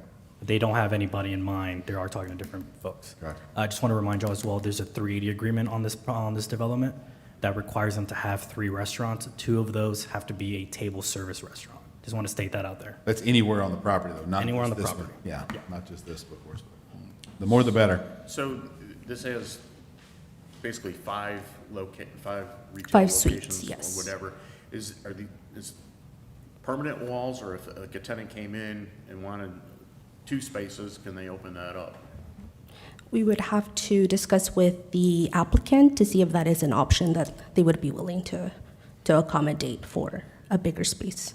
So just think, if I came in and the applicant said, yeah, you can rent both of those, and we're okay with you tearing the walls out, they would have to pull a demolition permit or whatever it is. in the Correct, city. they would go through the normal process with the building department. There's nothing in the city ordinance that would stop that from happening, to say, no, we can't do it. So I would have to double check with the building department. I am not familiar with her. There wouldn't be anything to stop them to do that, as long as that wall is not a bearing wall. A little brain wall, yeah. As long as they're up to code, they're probably good, yeah. Okay, does that answer your question? So in addition to the outdoor space, they also expressed concern for, let me go back to that slide. So they also expressed concern for visibility of any neighboring properties if we were to go to a strip center style building. And to address those concerns, they suggested that there be a double frontage. So what you see on Exhibit B, right? So you would have the frontage off of Saginaw Boulevard in addition to those glass windows on the side that would be off of Saginaw Square. What do you all think of that? What does, So staff remains neutral to this proposal. However, we did recommend, and during the DRC process, as I mentioned, that the layout be modified so that there is a possibility for walkability and multiple frontages. so you recommended to P and Z, or you recommended to them? No, we recommended to the applicant during the DRC process. Okay, so what do we have to say in our motion to make that a reality? So if we go back to the P&Z recommendation, Yeah. just adding that stipulation that there is a double frontage. There is a what? Double frontage. Double frontage? Number Yes. 2. Oh, so number 1 and 2? Okay. Yes. Can you go back to that? Yeah. Got you. The 1 and 2, just so we talk about that. So essentially, this is what P and Z said, but we would have, if we want this in the SUP, we need to add this to the motion. So could we, so say if me, whoever made the motion, we could make the motion with the recommendations from P and Z? That's right, you don't have to read them out. Okay. If you want all of them, that's all you need to say. Susie? I do want to point out, so Maria, if you can go to the next slide, so, or one more, sorry. So that specifically says per Exhibit B, this would be part of the PD itself within the documentation. So they would follow that glass installation for the frontage. Obviously, there are stipulations when it comes to signage itself, but the intent would be to add that glass portion so that it feels like there's a double facade. So- Alternative, I'm sorry. So this glass portion, there's no, can we go back, there's no glass portion in 1 or 2, right? For the P and Z, so this would be something we'd have to add, right? P&Z did recommend that. they did, I didn't read it. Yes, Okay. so that's what number they mean- 2. That's what the frontage, double frontage, that's what they're showing double. Yes. Double frontage? Oh, see, that's my ignorance. I thought double frontage meant a bigger sidewalk. Yes. That would clarify. And so just to clarify for number 1, I know that we were talking about covered patio. If we wanted for the only thing to be included on that concrete pad to be a covered patio, you can make that in motion so that we are then kind of implying that it has to be a sit-down restaurant or a table service restaurant of some sort. If you allow the other options, then it can be one or the other. Just want to point that out as well. So I have a question. So driving by that area now, it looks like Lot 2 and Lot 3 that there was a change from what was originally proposed to this kind of strip mall looking building that's there now. Are we kind of, it feels like, was that a change? When was that change made? So we wouldn't be able to specifically talk about that just because it's not within this, but it was approved by P&Z and City Council Right, okay. Okay, I just, all right. in 2024. Thank you. Yes. So what does council think about in the motion, putting in the, that last, what do you call it, stall has to be a sit-down restaurant? I mean, I'm concerned, I wanted the whole thing to be a sit-down restaurant, you know, and I looked at the previous, I know it's outside of this, but it feels like we're kind of chiseling away as we go to going to all strip centers. And that's not what I want. I mean, that's just me personally. It's not what, I don't think the citizens want that either. We want sit-down restaurants. I would rather see it stay like it is. And we do have the applicant present if you have specific questions for them that you would like to address. Greg, you have a question? Yeah, was there a difference in the parking availability between the two? Did the parking remain the same and the footprint just change, or did they increase parking spaces? Did they lose parking spaces? I would have to go back and look at our site plan. I do believe that they are within the required spaces, so that wasn't a concern that was brought up. Okay. So this is probably more of a question for Bryn. Can we stipulate, like, I mean, I'm tired of hearing the complaints about the nail salons and the donut shops and stuff like that. Can we put in the motion to restrict those or prohibit those businesses from going in there? Yes, I don't know what the PD currently looks like. They would have to be authorized initially in the PD in the first place. If they're not, then there's no need to prohibit them in an amendment to the PD. So I can read out the uses that were stated within the PD that are prohibited in Tract 1. Please. So they are the auto service station, auto rental, cosmetic tattoo establishment. We also have auto repair garage, auto sales, auto service, auto rental, non-depository financial institution, rental store, and repair small engine. So we would have to add, anything else on the list, we need to add this to the motion. Which we can, if we so choose. Well, usually a PD will indicate what uses are allowed by right, either directly stating them or by incorporating an underlying zoning district and saying all the uses allowed in this zoning district are allowed here. So we kind of need to know that too. Yes. So it is, the base zoning is community commercial. And would nail salons be allowed in community commercial? Yes. By right? Okay. Yes. So then we would want to restrict it if we do not want to allow it. Restrict me, put it in the motion. Put it in the motion. Okay. That's right, because you're taking more uses off the table that are otherwise entitled to. I'm trying. So, and our residents, you know, when the plan development was approved, everybody got excited about restaurants coming. Yeah. We're gonna tick people off if we come back and tell them that we're not giving them the restaurants that they've been asking for. And also, a couple things to remember, this is just one piece on this piece of property. This is not the whole thing. There are still other opportunities for it. And you're right, we promise restaurants. We offer them incentives to bring restaurants that we're not gonna pay until we see restaurants, so that is definitely a high priority for this council. Yeah, the thing that Sean brought up is the very thing. is it's almost like they've been chipping away. They don't bring it all at once for the whole, they just, a little piece for here. So it's almost like they're slowly but surely biting away at the original concept. And I certainly don't mean it to be disrespectful, but those lots are the ones that are on the boulevard. Yeah. So those are the ones that everybody's gonna see, and they're gonna say, why did we allow this to happen? That's the concern for me. Other questions for Maria?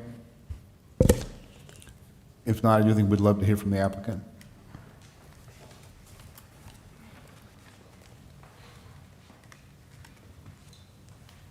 Welcome. Good evening. Thank you, Mayor and the City Council. Will you introduce yourself, please? Yeah, my name is Kevin Cho. I'm the owner's rep for the property. Okay. My name is Cheng Sun, architect for this project. Thank you. So when the PD was first created back right before COVID, 2019, I believe, if my memory serves us correct, and we've had a multiple discussion actually with Gabe and others at City Council. At that time, well, actually, the intention of wanting a restaurant, we totally understand that. And we're not trying to get rid of restaurant at this location. Like you said, I think it's the south. Yeah, the footprint changed, and we're trying to match that same footprint. And we feel like this is the best use for the property, especially with the land size of 1.3 acres.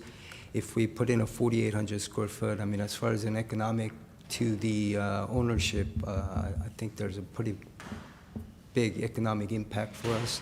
However, we do understand that the City Council representing the citizens wanted a restaurant, and I do understand that the south property, we are currently talking with minimum 2 restaurants, okay? And then as far as this one, minimum would be 1 restaurant at that corner. Obviously, it has not been approved, so we, have not been heavily marketing or trying to lease the space. But if it gets approved, and that's the plan that we have, then definitely that corner, probably, I mean, the maximum is also 5. It might reduce down to maybe 4. If it's a sit-down restaurant, I think each individual space is give or take about 1,500 square footage. But in order to entertain a patio, I think most restaurant will probably want, I'm guessing, 2,000 or plus square foot. And we are going to be targeting, I mean, if it's some kind of a carry-out place, I mean, what are they going to do with the patio, right? So we do definitely want a sit-down restaurant, minimum 1 at that corner, utilizing the patio. And we envision that they will build some type of a awning or coverage. Maybe it'd be a nice table with umbrellas, but I think a little more structural. I mean, we did develop another property down in Grand Prairie. It was a sports bar, and they've added a very nice overhead closure with mist systems and that sort of stuff. So we're kind of envisioning that usage for that patio area. So, I mean, definitely understand that the restaurant usage and knowing that, and I was part of the ownership group back then, so I definitely know how that process got approved. And like I said, the south property, there's, I think, 2 specific restaurants that they're talking with, and also we're probably gonna try to put in at least 1 in that corner specifically. And I think at P&Z, they said they definitely want to see that concrete pad be utilized.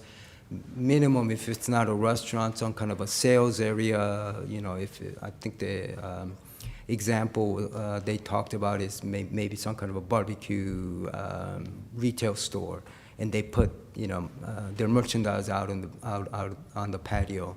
But I don't really envision that. But anyways, that concrete pad is going to be utilized. But I envision more, 99%, that it's going to be a restaurant that will probably put gates around it. More than likely, they will have an overhead awning of some structure. Texas, summer heat. I don't think any restaurant wants an open, whether it be a pergola or however architecturally they design it. But that is the intent. Questions for the applicant? Mary, go ahead. So I feel like the patio is there to incentivize a restaurant to come. Correct, correct. So, I mean, that would make it more attractive for a restaurant to come if they saw that there was built-in patio space. Correct. And more than likely on our lease deal, we probably wouldn't charge for that space. Although if we've built the structure, you know, that would be an economic plus for the ownership. But typically, and that's pretty large. I believe it was about 20 feet. 1,000. About 1,000. So I don't know if they could use the whole thing, but it is 20 feet deep, I think, give or take. So it's a good size patio. It's not going to be a little bistro, you know, a little strip. So, but that would be, like Mary said, some kind of an incentive. Number one, we won't charge the full rate, you know, whatever the base rate would be for that 1,000 square foot of patio space, as well as incentivize that they could utilize that space as an outdoor attraction, which was the intent when we first got the PD, was the city wanted some type of kind of an entertainment, walk around, restaurants. So we try to keep that theme going. Council, other questions? Yeah, I think we're definitely aligned. We are eager or hungry, a pun definitely intended for food and sit-down type restaurants. Yeah, me too. I'm hungry. We eat a lot of food in Saginaw, but yeah, so I think that is definitely something that is very high on our list, and I appreciate your comments that, and I appreciate I think the outdoor space would be perfect segue into something like that. So, but it's certainly what this council wants and what the citizens have been telling us they want for many years. Any other questions, folks? Anything else? All right, thank you, gentlemen. Thank you. Thank you. All right, again, this is a public hearing, so this is open for anyone in the audience to speak. So right now is the time. If anyone has any comments to make or questions to ask, now's the time to approach the microphone. If not, Bree, do you have anything else to add? Yes, Mr. Mayor. So we were looking at the permitted use table, and if you want to restrict the nail salon, you would have to specify that a barber shop, beauty salon, and other personal shop will be prohibited. That is how a nail salon is defined within our permitted use table. In addition to that, for a donut shop, if you also want to restrict that and prohibit it, it is labeled within the bakery, retail, confectionery use, but this would also apply to a regular bakery. That's if we would de facto be prohibiting a bakery as well. Correct, yes. Oh, that's weird. So because it's planned development, you can also finesse the definitions. You don't have to. I can be more specific. I can say You can a be more donut shop. specific. Okay. You can prohibit this use, but limit it only to donut shops. I mean, unfortunately, we don't have a definition for donut shop. That is- So we just need to be careful in carefully crafting it, but it is possible. Okay. And you'd help us craft that? As long as you make a motion on it. Yeah. This is turning into the Bryn Show. I know. Honestly, I'm not a baker either. So I don't know if I could get it just right. But what I could do is, if you all have a creative definition, I will insert it into the ordinance. Okay. Council, other questions for Maria? Anything else? You could also require it by SUP, and then that way they can come before you, and if it's a donut shop, you can turn it down, and if it's a traditional baker, then you can approve it. That's probably the best way That's to the handle best it. way. How would we phrase that? We wouldn't prohibit the use. We would say this use is now only permitted by SUP. And state the use. And state the use, yes, and I'll defer to Maria once again, because I forgot So already. we could do that as well with the nail salon, because, I mean. That's right. If you Getting want- a hairstylist shop or something might be nice, but another nail shop in town. That's right, that's right. So that way you can take it on a case-by-case basis. Yeah. And we potentially might want to do the same thing for a vape shop as well. I think a bait shop already is an SUP, ain't it? Tobacco shop, yes. Yeah, Okay, tobacco shop. that would not be an issue here, okay. Do we have enough information to make Yeah. to craft a motion? Okay, Yeah, we'll stumble through it. okay. All right. So Maria, anything else from staff? Yes, Susie? Yeah, so with that, if y'all decide to add that extra language, that's just an added. But I would keep in mind that P and Z made some recommendations, so if y'all want to make any modifications to that as well, let us know, and that way we're drafting this ordinance as properly as y'all are wanting it to be. So that, number one, again, if y'all only wanted it to be a covered outdoor patio space, y'all would specify that and then remove the other two. If y'all are okay with it being all three, that's another option. But as a reminder, Ms. Hernandez did say that outdoor sales can get a little bit blurry, because technically, what do we want to have out there?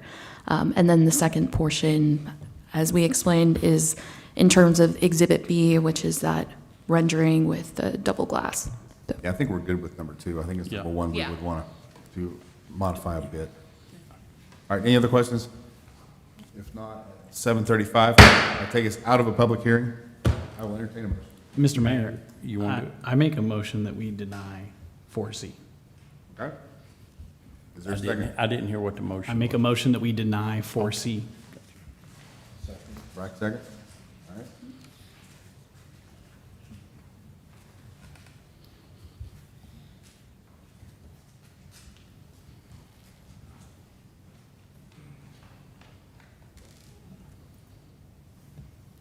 All right, motion fails, 2 to 5. Okay. I will entertain another motion. Nick? Oh, I'm sorry. I was waiting. Mayor, I make a motion that we approve 4C with the P and Z recommendations, and that nail salons, and I don't know what else other nail salons. Yeah, Maria, can you help us nail out again? salons, So nail salons would be within the barber shop, beauty salon, and other personal shops. okay, and donut shops, bakeries, and Bakery, retail, confectionery. retail confections, BSPs. SUPs. SUPs. Is that good? Oh, wait, one more. I got one more to add, if you don't mind. On the P and Z recommendation. Yeah. Would you be willing to make the motion to limit to the outdoor patio and remove the activated amenity and outdoor sales as a condition? Because P and Z Yeah. included that in their recommendation. Okay, yeah. But I think the intent is that we want a restaurant. We don't want a barbecue sales. Right. Grill Yeah. sales Right. to go in there. With that motion, add that. Perfect. And, one more, that the Double frontage as depicted. the building, or not building, the area, what do you call that? Suite. The suite adjacent to the patio must be a sit-down restaurant. Wait, okay, thank. That- Good. Good, they got that. Second that. all right, Valerie, second. Please cast your votes. Mine's doing the same thing. We having some glitches. There we go. Just be patient. And I believe motion passes. I will have to do some math, but I think it's 5-2, motion passes. Yeah. So, all right, thanks, folks. Moving forward, we are at 5A, consideration action regarding the adoption of a citizen concern response policy. Pedro Zambrano, Director of Economic Community. Welcome, Pedro. Good evening, Mayor and Council. If you remember, back in 2025, we have a work plan project list, and one of them was the rehaul of the work order system used for potholes, high weeds and grass, something's wrong, there's birds in my trees, et cetera, and general requests from the citizens. We currently use a system called iWorks, so we're moving to a new system called MyGov, and one of the concerns the City Council had was not a lot of things were being updated, some tickets were left open, and we have the new system, like I said, that's going to be starting pretty soon in the summer, but we are coming to you guys with a policy, a generalized policy that staff will like to follow in order to achieve that transparency and efficient service for our residents. I will not read H sentence of this policy. I did send it to y'all on Friday, so hopefully we could just go through it and generalize it. And if y'all have any questions, I am open to suggestions. Well, I already sent my suggestions back. It was in the thing. I didn't mark up the actual document. I can later, but I did send them back in my general questions to the response. Yeah, and you stated Did you that. get those? Yeah, you stated that section 5. Yeah. Where it states 1 business day for urgent, or my apologies, let me read the whole thing. All concerns submitted through the platform shall receive an acknowledgement within 1 business day for urgent and safety concerns and 4 business days for standard concerns. We picked those dates because it's a brand new system. We're still getting used to it. But yeah, I'll take. So the way the system should work is an acknowledgement back. And so since this is an automated system, the minute I hit submit, I should immediately get a NAC back, and it should give me a unique identifier. Yeah, so. Okay? So the way this is worded, it says you can take up to a day to get that acknowledgement back. So to me, the acknowledgement that I submitted, it should be almost instantaneous, and I should get a unique identifier. And then after that, you should be able to, within 1 day, okay, 1 day being 24 hours, 1 business day, be able to then route that to the correct business. And when it gets routed to the correct business, the person who submitted should get an acknowledgement that it's been routed to whichever department. Yeah, so just to rephrase what you said, or just walk you through the process. So we go online, we're gonna report a pothole in front of City Hall. Once I take a photo, or you don't have to take a photo, but you could drop a map on there. As soon as I click submit, I will receive an email with a ticket immediately. That's the MyGov system. And then the acknowledgement, I did write a definition saying it's a confirmation that the concern has been received by the city and assigned to the appropriate staff. And you're saying that takes 1 day? That is, if it's a 1 business day. I guess there's acknowledgement that the city's received it is the minute I hit submit.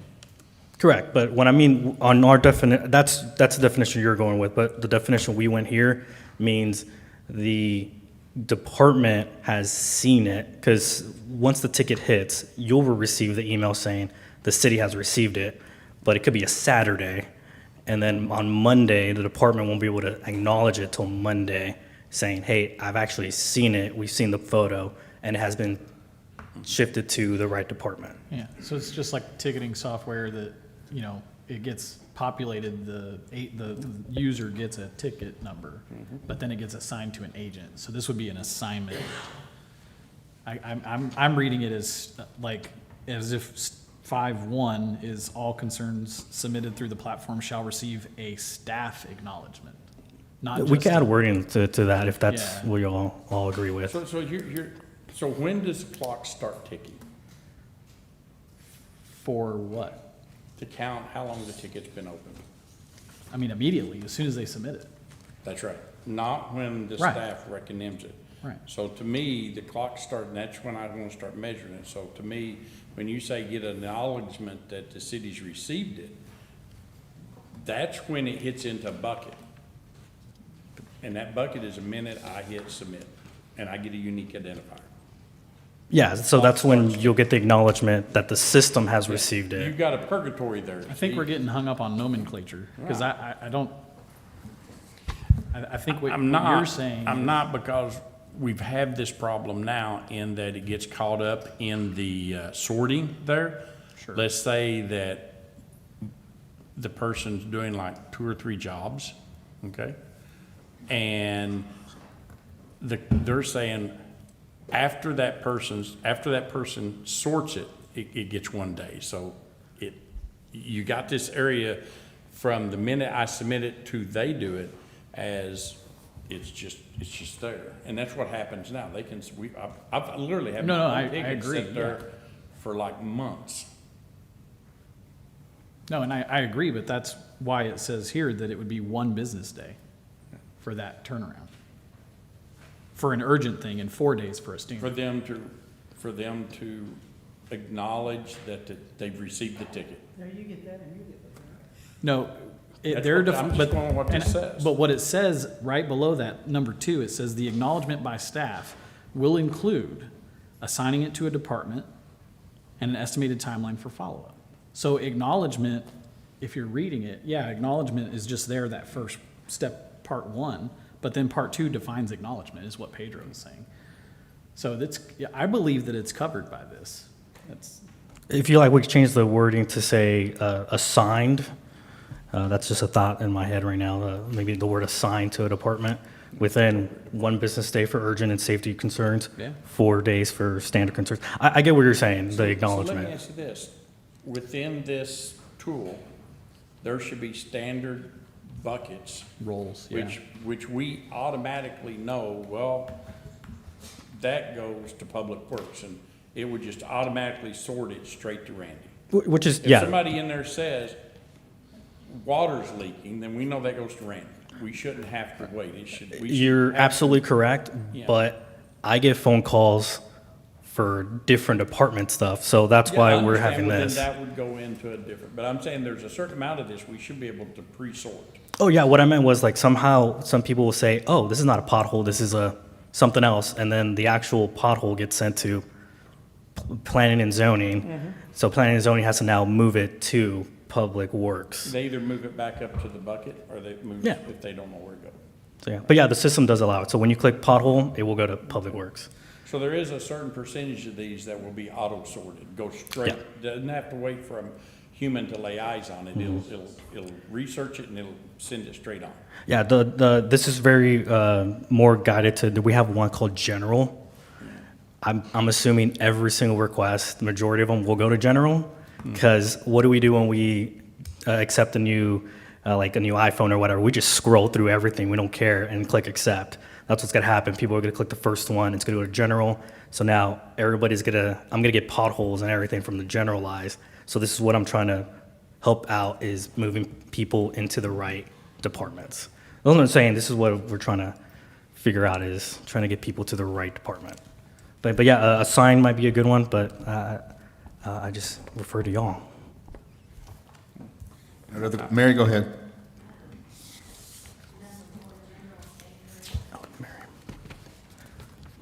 Number 4, general standards, and under general standards, number 3.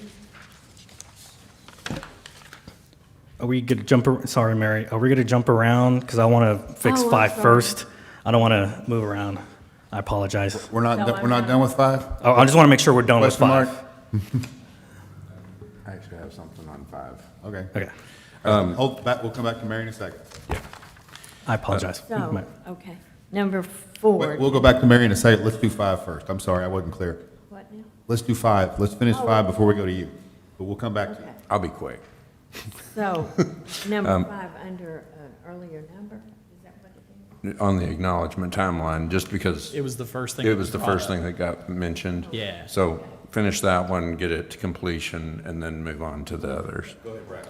Okay, so generally I agree.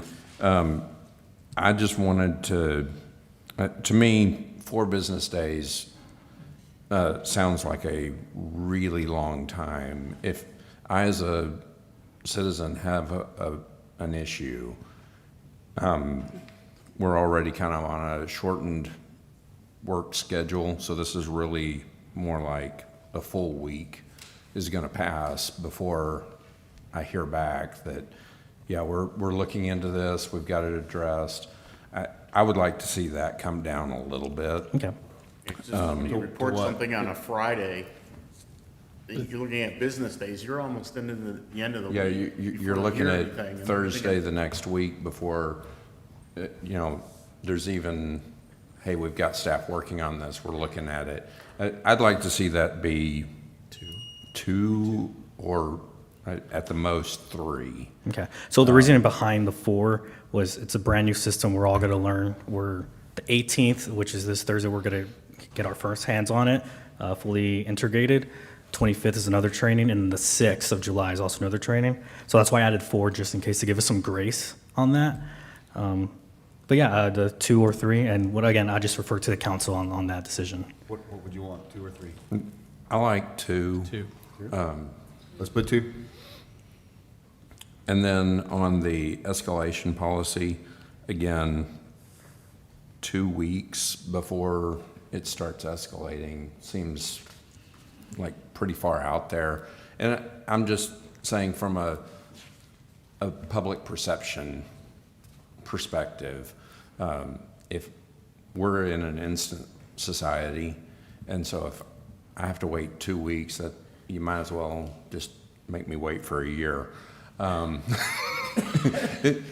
That's just kind of how I perceive that people are going to look at this, and they're going to go, they have 2 weeks before before a supervisor is even going to find out that somebody's not doing their job.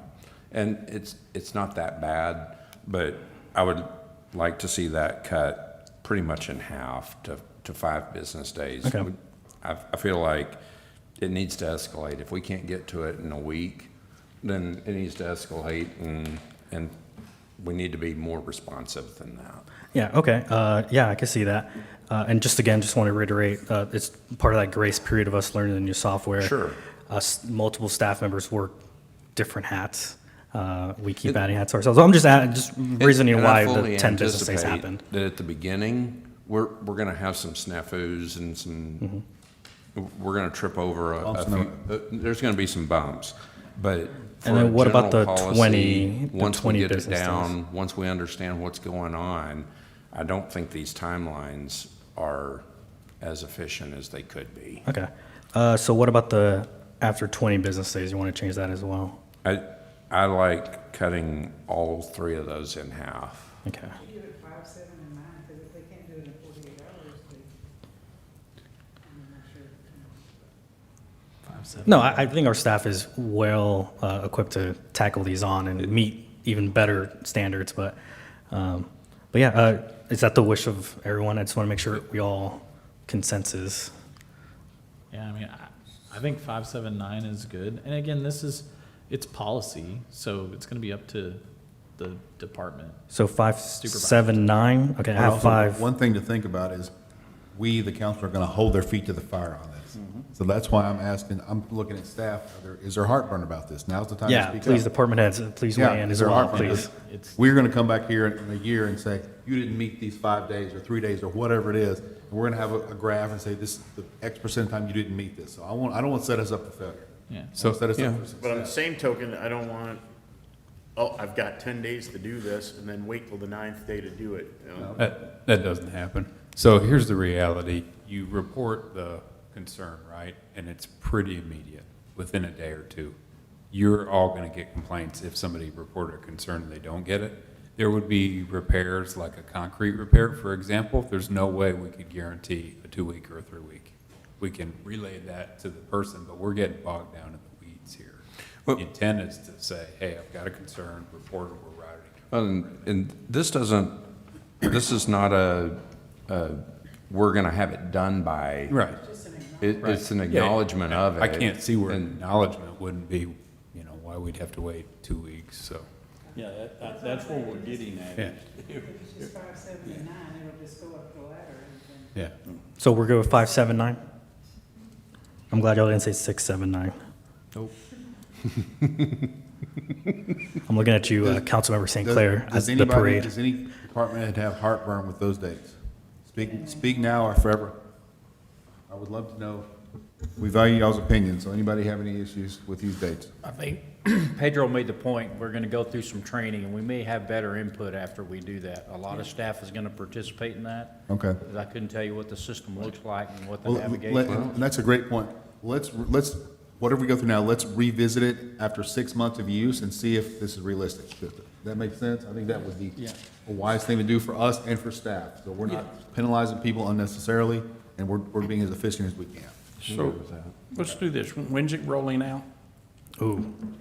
Oh, Louisa is the one that knows the dates, and she left. So, I mean, I'm thinking to me- mid-July, I believe. Okay, let's say the end of July. It rolls out in the end of July. How much training we got to do? A quarter? Say that one more time? How Rephrase much that. training? How much training have we done To now? get people ramped up. Oh, so we have training on the 18th, 25th, and the 6th. The 6th is going to determine if we need more training after that. Okay, so let's say we roll it out to end of July, everybody should be totally ramped up by the end of August. Do you agree with that? Yeah, I believe our staff can Okay. meet that. So then we should start taking metrics the 1st of September. That's not even, about the first 2 months of metrics is 2 months of grace, basically. Yeah, that you're leaving that out to ramp them up and, I think that makes work out more the sense. kinks. And then let's say by the end of the year or January, we come back here and discuss where we are and if we need to make any Yeah. changes. Yeah, absolutely. Everybody good with that? That realistic? Yeah. So before we close 5, I want to make sure Yeah, good point. 5.1, acknowledgement, are we keeping it acknowledgement, or are we keeping it, or are we changing it? Before we move on Can we to change it to staff acknowledgement? staff acknowledgement. That way it's indicative of a person, not just an automated response. What more? Department acknowledgement. Department. Because that's really what they're doing, they're pushing it to that Okay, department. yeah. I'm So, good with that. department acknowledgement? Yeah. Okay. All right. Now, Mary, you Yes. had something. Are we done with 5? I believe we are done with 5. All right, now, Yeah. Mary, please, thank you for waiting. And I actually had something under number 5 also. Okay, we're going back to 5. Which is number 2, under number 5. Oh, 5.2? Mhm. The third bullet, tracking or reference number when available. When would a tracking or reference number not be available? I just Wouldn't added that, always so be available? this policy was created as a generalization, not Good night, specifically. Dana. Not specifically for MyGov. So there's always going to be a tracking number. Okay. But you just, So when available shouldn't be there. That's right. well, I just added it there because technology is technology at the end of the Okay. day. And If there's then, not the a tracking number, then there's not an incident, the way I look at it. You're absolutely correct. If someone doesn't have a social security number, they don't exist. That's right. If I don't have a social So- security number, I don't exist. All right, Mary, you got your question on number 4? And then the fourth bullet, under number 2, under number 5, estimated timeline for follow-up, if known. I think there should always be an estimated timeline. The reason that If is there is because, for example, I'm going to use potholes as an example. If there's no budget to fill that pothole, we don't know when we're going to get the monetary or when staff is going to get to it because there might be other things going on. So let's say Public Works says, usually we like to cover that in, I don't know, Randy, I'm not even going to put you on the spot, Randy. I'm just going to take it back. Let's say it's on average 3 weeks to fill a pothole, but let's say there's no more funding for that. So we don't know when we're going to get equipment or the funding to fill that pothole. That's just an example I'm going to use. That's why I said when, if known. The weather can affect. That as well. Mhm. But you still always have you should still always have an estimate, and if you go over that estimate, you replan and you push it out. I mean, you can't put it in purgatory. Yeah, I think And if there are unknowns as to what the estimate should be, I think there should still be an estimate, but move it out farther.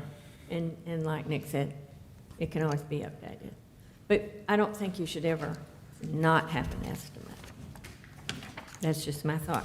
And then up to number 4, Oh, well, hold on, Mary. So are we going to keep if known? Because I would like to state if known is very important for staff because a great example, we told people we're opening up a park on X amount of date. We open it up 3 months later. We, as your PR person as well, I've received backlash on that. So if we tell people a timeline, people are going to hold us to the fire for that, even if there's a weather event or something outside of our control. but even if it's an estimate is an estimate. It's an An estimate is an estimate, but unfortunately, some people are going to Public see it as. perception's not gonna be Yes, that that's why we that's put an if known. estimate. I 100% agree with Mary here. We put our best estimate in. If rain happens, it's our responsibility to let our citizens know. So whoever is on that ticket, if it's gonna slip, they go back in, they update that ticket, so that individual gets known. They say, this is going to slip 2 weeks because of rain. Change the expected due date, hit submit. The end user finds out that it's slipped 2 weeks and they get why. I can tell you, that's the way it should work. If we're going to shoot for best practices on something like this, that's the way it should work. Putting in there unknown and just leaving it sit there, all that's gonna do is tick somebody off. one of our citizens. Again, I just refer to y'all. Again, lovely number 11 states we could always change the policy, so. I mean, We will, yeah. yeah, you're trying to get a get-out-of-jail-free card. I'm just trying to give staff enough time to be able to get things going, so that's what we're trying to figure out. Staff picks how long it's going to take them. Staff can push the date. Yeah, No, well, you're not trying to give them enough time to do it. What you're trying to do is give them an unended date to where they cannot be held to anything. Just change If the not- wording with an estimate. Yeah. I mean, what are we doing here? We've got a draft policy, we're gonna come back. I mean, let's move through. Let's bring us home. so we'll change that to with an estimate at the That's end. fine. Okay. Yes. All right, let's go to 4, Mary. Let's move this And along. then, number 3, under number 4, and you are probably not going to like this one either. Mary, what section are we on again? Sorry, you said 3 and 4. And number 3, under number 4, So section 4, number 3. that whenever appropriate, departments shall document updates, actions taken, and final resolution notes within the platform whenever appropriate. It's always appropriate. Okay, so we want to remove that? Yeah. Is that the consensus? Yes. All right. Yeah. Okay. Anything else, Mary? On number- Are we done with 4? Okay. All right, anything else? Yeah, we've beaten this Section 10, course. metrics. And, I mean, I personally think that this should be integrated into Public Works monthly report to council. And there should be some KPAs. We don't have to figure the KPAs out right now, you all can. But to me, I would like to see arrival closure rate, aging summary report.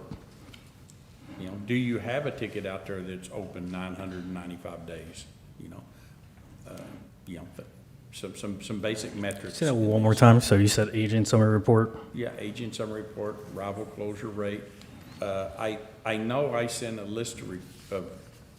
So whatever's in your email? Requirements, huh? The email that you sent? The email that you sent, so you want that list? Yeah, I don't know off the top of my head, I know Okay. it was a minute. But another one is a customer satisfactory rating. There should be some way that if a customer wants to, they can rate their experience, and we should have a.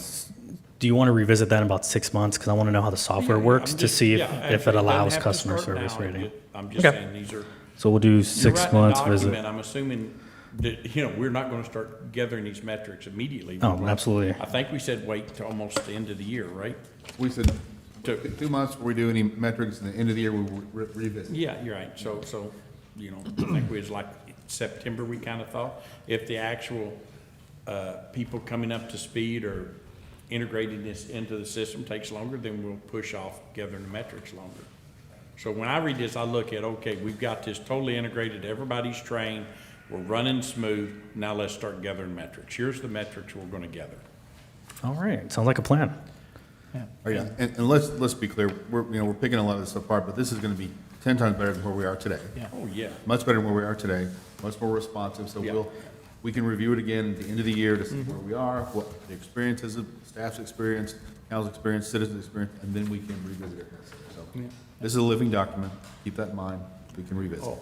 So. I can tell you, again, I am extremely impressed with the metrics that the team did to pick this company. We went through and reviewed it. I was very impressed. So I'm excited about this. Pedro, do you have what you need? Excited enough for a party, a launch party? I'll invite you. We'll go to your house. Absolutely. I also would like to see the same thing we talked about with all these days, number 7 to the 20 business days. I'd like to see that shortened as well to 10.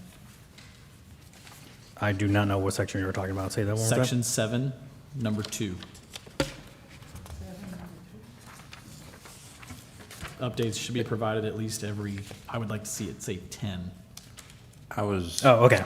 I was going to make the same point, but then I read about the rest of that sentence is unless circumstances require more frequent communication. And I think that a little leeway there is good because it's not just constantly updating tickets every 2 weeks. So I'm actually in favor of the 20. Leaving it at 20? Of leaving it at. Every 30 days, basically? Mhm. Once a month, is it? Once a month Yeah. updates I on, think that's reasonable. on things that don't require more updates more frequently than that. I think once a month is a good cycle. Like I say, initially, I agree, but then when there's those tickets that are more urgent than that, they're gonna get updated faster than that. And so I don't want staff having to constantly go through and look at, okay, we've got to answer every ticket, we've got to provide an update every 2 weeks. Yeah, I mean, it's easy to sort by when it was last updated and just hit the few that are outstanding and say, hey, we're still working on this, there's no movement. Yeah, again, we can always revisit in Yeah. 6 months or the timeframe y'all gave us. We'll see how many there are, and then we can change it. All right, I'm ready to wrap this up. We going once, going twice, everybody good? All right, thank you for Pedro? your direction. All right, so we're gonna take a vote. You got what you need though, right, Pedro? That's all we needed, so. You got everything you need, you're clear? Crystal clear, and we'll be going in Councilmember Lawson's house for the launch party for the app. Okay. I predict that we'll be doing a party at my house in August. Oh, there you go. All right, I will. roast party. All right, so I will entertain a motion. Mayor, I make a motion that we approve the adoption of the citizen concern response policy with the changes we discussed. I second.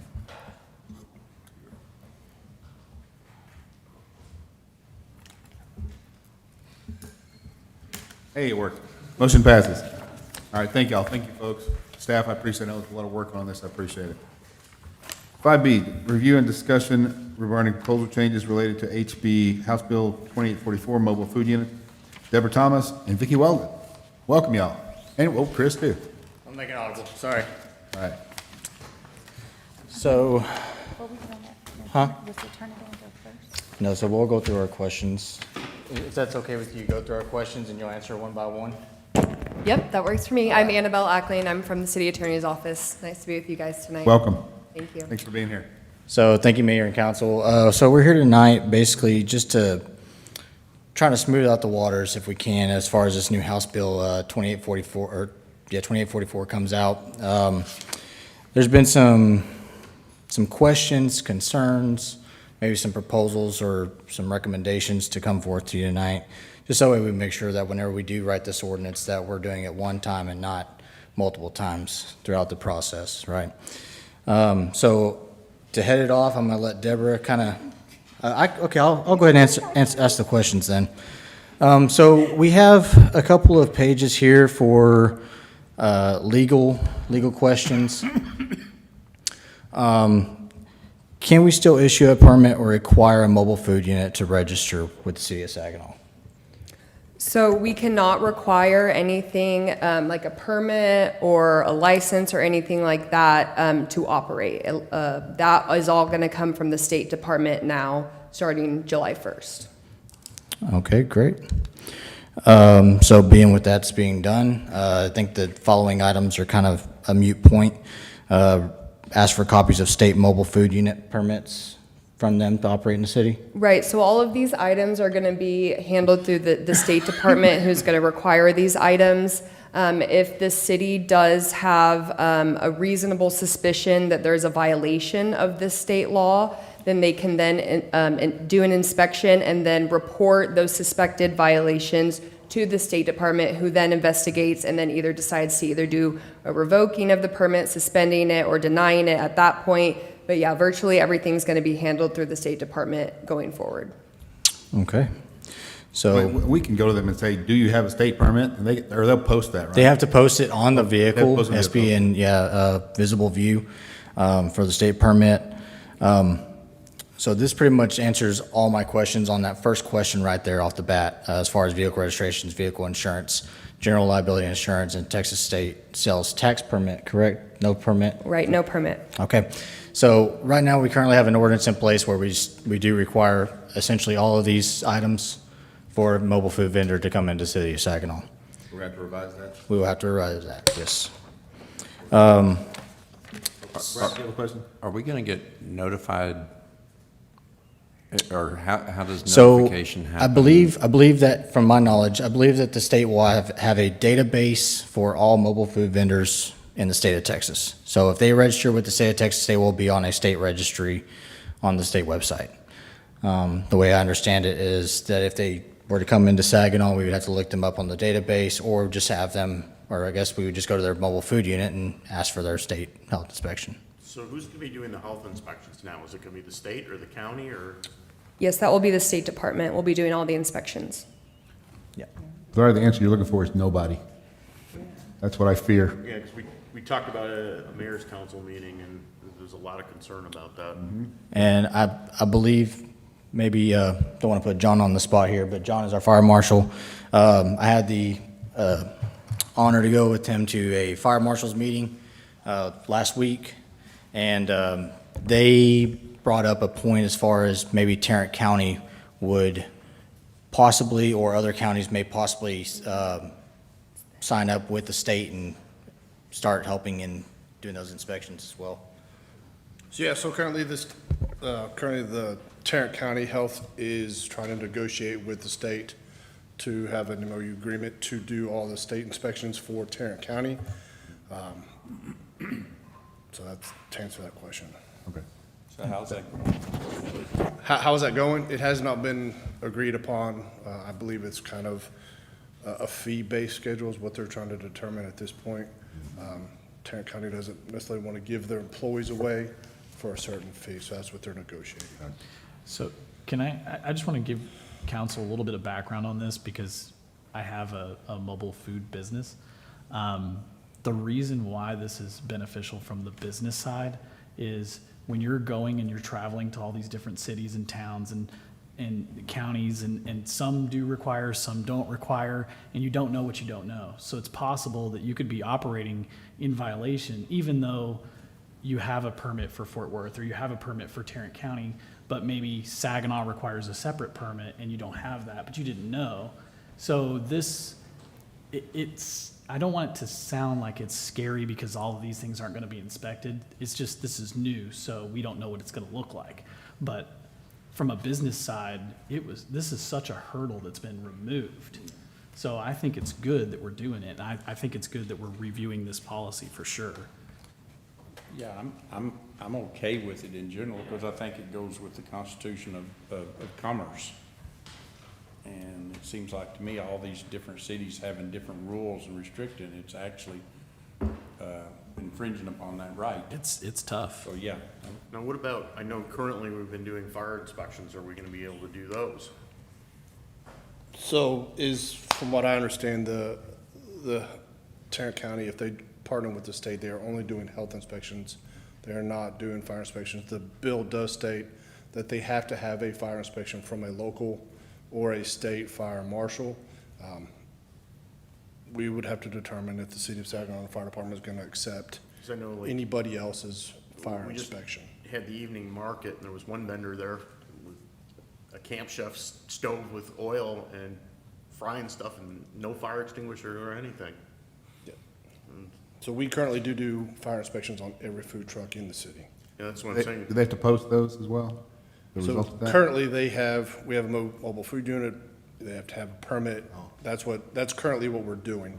We've talked about lowering it to a minimal fee that covers city staff. That way we keep track of who receives a fire inspection from us to ensure that any mobile food unit comes into our city is safe. I know we've talked about food trucks, but I think we need to broaden it up a little bit about food vendors because the market, we get these people coming in frying donuts and doing different things. Yes, if we have a special event, say 4th of July, every vendor gets inspected, But yes. I mean, I saw it Thursday night, so. And I think that House bill also they cover three different types of food vendors, essentially a class 1, class 2, class 3.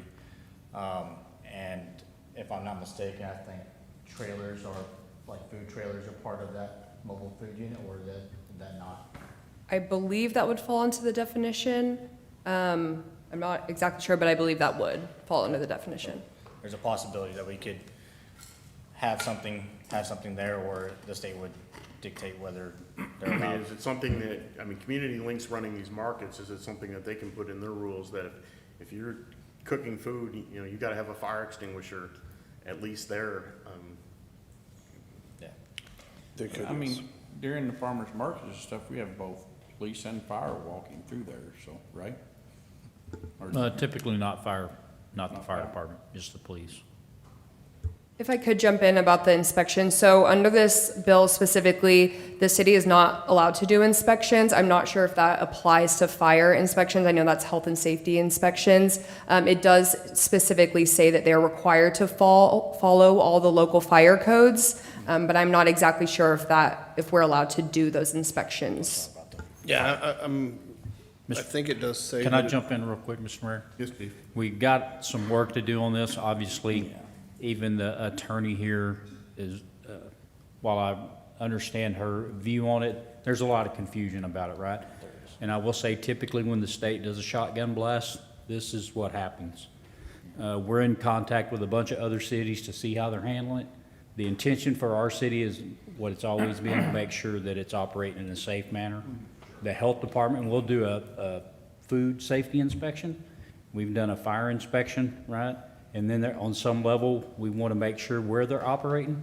So you don't drive down McElroy Boulevard and there's 10 of them sitting on the street, but there is some work to do, but it's going to be a little confusing. The reason that came before you today is because there is something from the state that goes into effect really quick, but we'll work really fast to try to bring something back. No, Our intention is not to penalize any business, but to treat them just like we do every other business. So when you go up and walk to that food truck, you expect a level of safety, because if something bad happens, we're the ones that have to deal with it and suffer the consequences from the No, public. and I appreciate, this is, to us, is a learning update. It's a workshop, because we don't know all this stuff, so we appreciate, you're helping educate us and the rest of the city as well, so we do appreciate it. And I understand there's work to be done. It is brand new. The state did not help us with this. I view this as some state overreach into municipalities that we can better do ourselves, but they didn't ask me. So we will deal with what we have, and we'll follow the state law best we can. But we do, our ultimate goal is health and safety. That's what we're looking for. Any fees that we pose, we try to just recoup our time. They're not to make a profit, obviously, so whether we can do that or not is yet to be seen. We'll try to figure that out, but this will come back at some point in the near future. So when we're talking about, I mean, 'cause I did send some questions in on this, because there was, so let me finish the fire and then I'll ask Mother. So on the fire, is there a state inspection? I mean, is it state that controls what the fire departments inspect? So there is no such thing as a state fire inspection? There is a state fire marshal, but they don't typically inspect businesses in a municipality. So my next question, this is just out of pure ignorance, because like the mayor said, I don't know much about this, okay? If we were doing this, and we're looking at it, like I know Fort Worth has an inspection, could we say they have to be inspected by another city that's got equal to us? As long as The they fire had it? marshal alluded to that. There is some groups getting together, the fire departments around, Yeah. and trying to distinguish, if you have a fire inspection from this certain city, that would be accepting the other ones.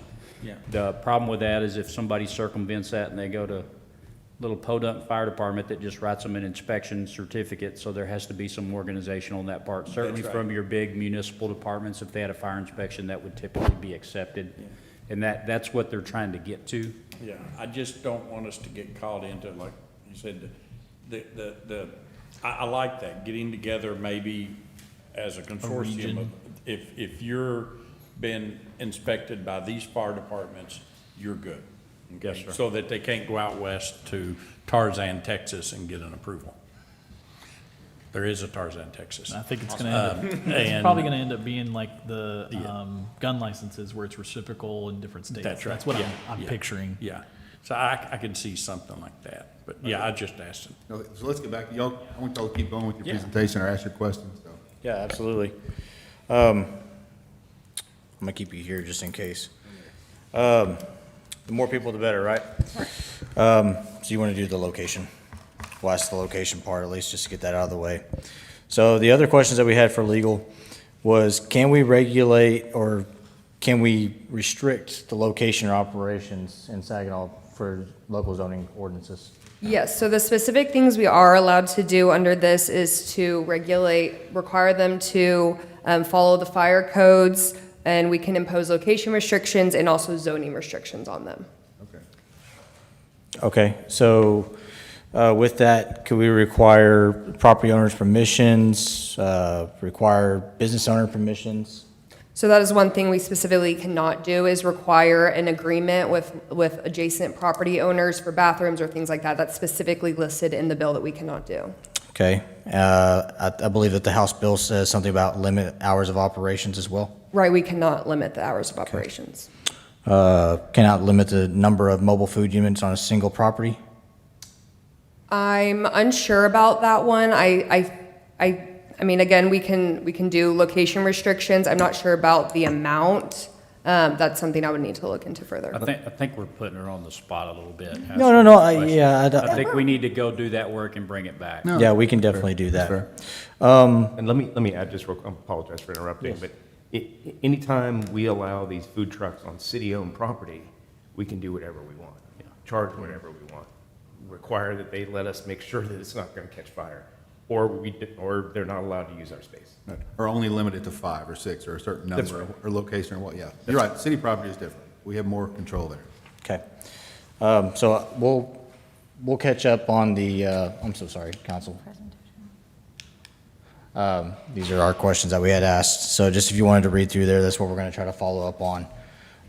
Currently, our current mobile food unit ordinance dictates some of these, or allows some of these things in there, where we have to request for owner's permission, business owner's permission, hours of operation, quantity of food trucks, et cetera, et cetera. So we wanted to bring kind of a simple presentation to you tonight, kind of to see what your thoughts would be if we can regulate locations and ordinances, and see how y'all want to address that. So is this the one that you put in the package? Because I reviewed something. Was this the packet? Was this in our packet? No. No, I just Well, had. there was something in it. I had some, just attachments that were affected. What I thought Okay. were gonna be affected by the new, Okay. state law. I know I reviewed something, and I sent Yes. questions in. Yes. And they wasn't answered. It's all Gabe's fault. We're hoping to get to that. So, the question that really is coming up for us is, do we want to continue to allow mobile food units to operate within the Saginaw Overlay District? Right now, that district includes community commercial, that is the primary zoning district on the boulevard. There are some neighborhood commercial areas, and there are some multifamily commercial, or multifamily residential areas. Can I ask one quick? 'Cause, Sure. Again, and I did send this in. So when you say a mobile food truck, what's the difference in a mobile food truck and an ice cream truck? And I'm dead serious. I don't really understand why one would be allowed and one wouldn't. An ice So- cream truck is it gets a solicitor's or a peddler's permit. Is it what? A solicitor's or a peddler's permit. They are continuously driving up and down the street. They pull over, serve their customers, and they move on. They're not considered a mobile food unit, I believe. Also, the difference is that an ice cream truck tends to serve prepackaged food, and a food truck would have hot food that's prepared there and then served there. What if I have a food truck that has like I can go into 7-Eleven and get prepackaged warm foods? What if I have a food truck that's already got the food prepackaged, and you come out and say, I want a hot dog, and I pull out a hot dog that's already prepackaged and give it to you?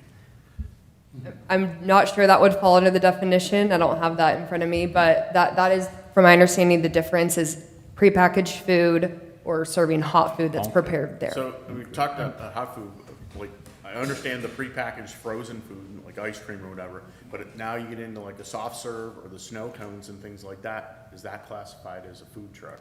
So I can tell you that from my experience in the past with the lemonade stand, because we were cutting fruit, that put us in a different category. I don't know, I can't speak for how it is now, but that put us in a different category. So we had to have like a wash space to wash the utensils that we were cutting with. Now, snow cones, they're completely different because they're shaving the ice directly into a cup and then just syrups getting squirted on it. So they didn't have the same requirements that we did. And so I imagine that it's going to be very similar where like if you're cooking or doing any kind of prep work, it puts you into a different category. But if you're just, just serving food, you wouldn't have to do that, I would imagine. So I do have the definition in front of me, actually. So mobile food vendor means any person who dispenses food or beverages from a food vending vehicle for immediate service or consumption. That's what the definition is under the state law.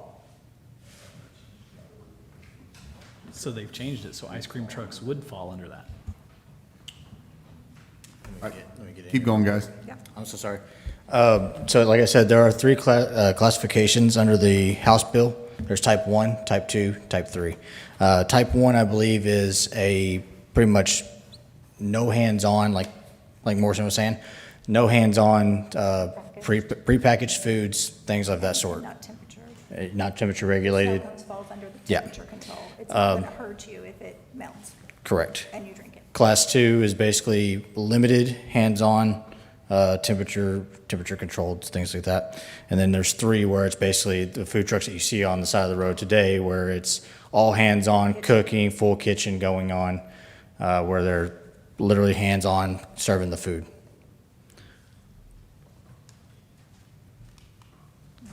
So we're wanting to know really primarily about the overlay, the Saginaw Boulevard Overlay District, and if we want to make any restrictions through zoning for that area. Currently, those cannot park overnight, correct? They have to vacate? Correct, but we are no longer allowed to. We can't enforce make that? restriction. We can't enforce operational hours of operation. Even on public land? Sorry? Even on public land? Yeah, No. so if it's our event and it's our space, we can dictate what the conditions are, including hours of operation, when they have to leave, whether they need to show us their certificate But, like, of inspection. If a business has it, they're on, they can't. That's right. If it's otherwise lawful under zoning, right, because we can still regulate them through zoning, but If that food truck could stay there all night and all day, we can't do a thing about it. It could stay there for months. well, we can It's look private at our property. parking regulations. I mean, we may have something like that, but we just can't inspect them. We can't require that they succumb to our regulations. So like, other than zoning. what I would get, you're talking about the overlay district. I mean, it's one thing if they pull one of these food trucks or trailers up there, but to leave it parked there all summer long, it is the overlay district, and I think that's where we need to kind of restrict it if we can. So that is the question I would like you all to think about as we proceed through the presentation. So let's, We may not have an answer for that tonight, but we and will, that's fine. we'll I'm think just, about it. again, yeah. this is new to all of us, No, and we're it's- trying to Yeah, so I give the guess best I'm- options that we have. So currently, we have 27 active mobile food unit permits. 22 of those operate at the switchyard, the Saginaw switchyard only. 2 of those operate at both the Saginaw switchyard and a secondary location, which is on the Saginaw Boulevard overlay district within the community commercial zoning. 3 of them operate outside of the switchyard, and they operate within the Saginaw overlay district and in community commercial zoning. So the majority of the trucks we have are participants in the mobile food unit Saginaw switcher. We get requests, we get calls for these mobile food units to be in additional zoning districts that are currently prohibited. Community facilities, we get schools asking, we're gonna have our event, we would like to have food trucks, mobile food units. They're not allowed. Churches, they are not allowed. If you rent a city facility, currently they are not allowed in that zoning district without city approval. So for instance, we have a mobile food unit that goes to the swimming pool. We are the property owner, we have given them permission to do so, and it is written in our ordinance that way currently. Residential HOAs, they have swimming pools. They want to have mobile food units at their swimming pool for their private party. Apartment complexes, single-family rental neighborhoods. These are all people that have local areas that they might want to utilize a food truck at. Are you saying in our zoning ordinance right now if a HOA wants to have a food truck, mobile food truck come out to say they're having a swimming party, they cannot. They cannot. But No, does- they does cannot that- legally do it. Does that include snow cones? If they're a mobile food, which they are now classified as a mobile food unit, yes. So it doesn't matter if it's 1, 2, or 3, it doesn't matter? It doesn't matter. Okay. I've also had individuals call me and say, I had one at the end of May, we're having a graduation party, I want to have a food truck at my house, what do they need to do to get permitted? And I had to tell her, they're not allowed to be there. I have no idea if it showed up, and I imagine it did. So, I mean, I look at these and I think this is overreach for the city. I mean, we've had garage gabs, we had one recently at the Yardley that we had food trucks there. And, I know, like Parkview Hills, they do, part of their HOA, to get the community, their residents together, they'll do like a food truck night, and I don't have a problem with that. technically, Sounds like the the, city's breaking their own rules. yeah, well, and technically, for Independence Day, that's on school property, not city property, falls into that as And well. It sounds like we're going to address this ordinance anyhow. Will we need to? So this is a good time that we can maybe address some of these concerns at that point? Yeah. Because per this change of this new House bill, we're going to have to revise our ordinances. So at that point, we can add some of these enhancements that maybe we did not know before. We have some suggestions. Okay, excellent. The Building and the Recreation Department have been working together. Deborah, Yeah. Rick has a quick question. I have a quick question. Does the state law have any difference in it between a property owner having a vacant lot in a subdivision and deciding, you know what, I'm going to park a mobile food truck unit on this residential lot because now mobile food units are allowed by right in a particular zone? Is there any regulation preventing them from just opening up a food truck on that vacant lot versus having a block party and inviting a food truck to come along? All of that should be covered by zoning. And we just need to separate the preemption on permitting in this section versus land use, which is how we regulate where they can be, how long they can be there. Okay. Where they can park, on the street. All of those things are governed through zoning and traffic laws. The state's just taken our ability away to collect a fee, to inspect for food, health, and safety. Okay. I think everybody's going to be on the same page with, of course, if you're having an HOA block party, invite a mobile truck unit to come out and serve food at it. There's no issue with that. Right. But I don't want somebody just parking on a lot This and, is not a preemption bill with respect to operational matters. It's just, it has to do with inspecting for food, health, safety matters. okay, okay. Deborah, continue. Okay, so we are proposing, or we have some ideas, that we regulate the mobile food units through zoning by amending the permitted use table. Under the commercial, retail, and service unit uses, we're proposing that we list, I put registered mobile food units. I was hoping we could still register them, but we're proposing that the mobile food units be permitted in the community commercial, light industrial, heavy industrial, and the mobile food unit parks by right. We're proposing that the community facilities, neighborhood commercial, neighborhood mixed use, and all residential zoning districts, that it be allowed there with the supplemental condition of 6. The supplemental condition 6 is already on the table. It's listed as permitted on a temporary basis only in accordance with section 8-7, temporary uses and special events. We are also proposing to amend the condition 6. First of all, the 8-7 is the title of that section has changed, so we need to make it match what's currently there. We would like to include Article 5, special event permit, which those are issued through the Saginaw Police Department. They also issue special event permits. Those are on a larger scale. And then we would also like to include with the city facility rental contract. So if you rent the big pavilion at the park for 3 hours and you want to have a food truck, cater your event, we would like that to be part of the application. And extra deposit, maybe a fee, we're working through those. One food truck or?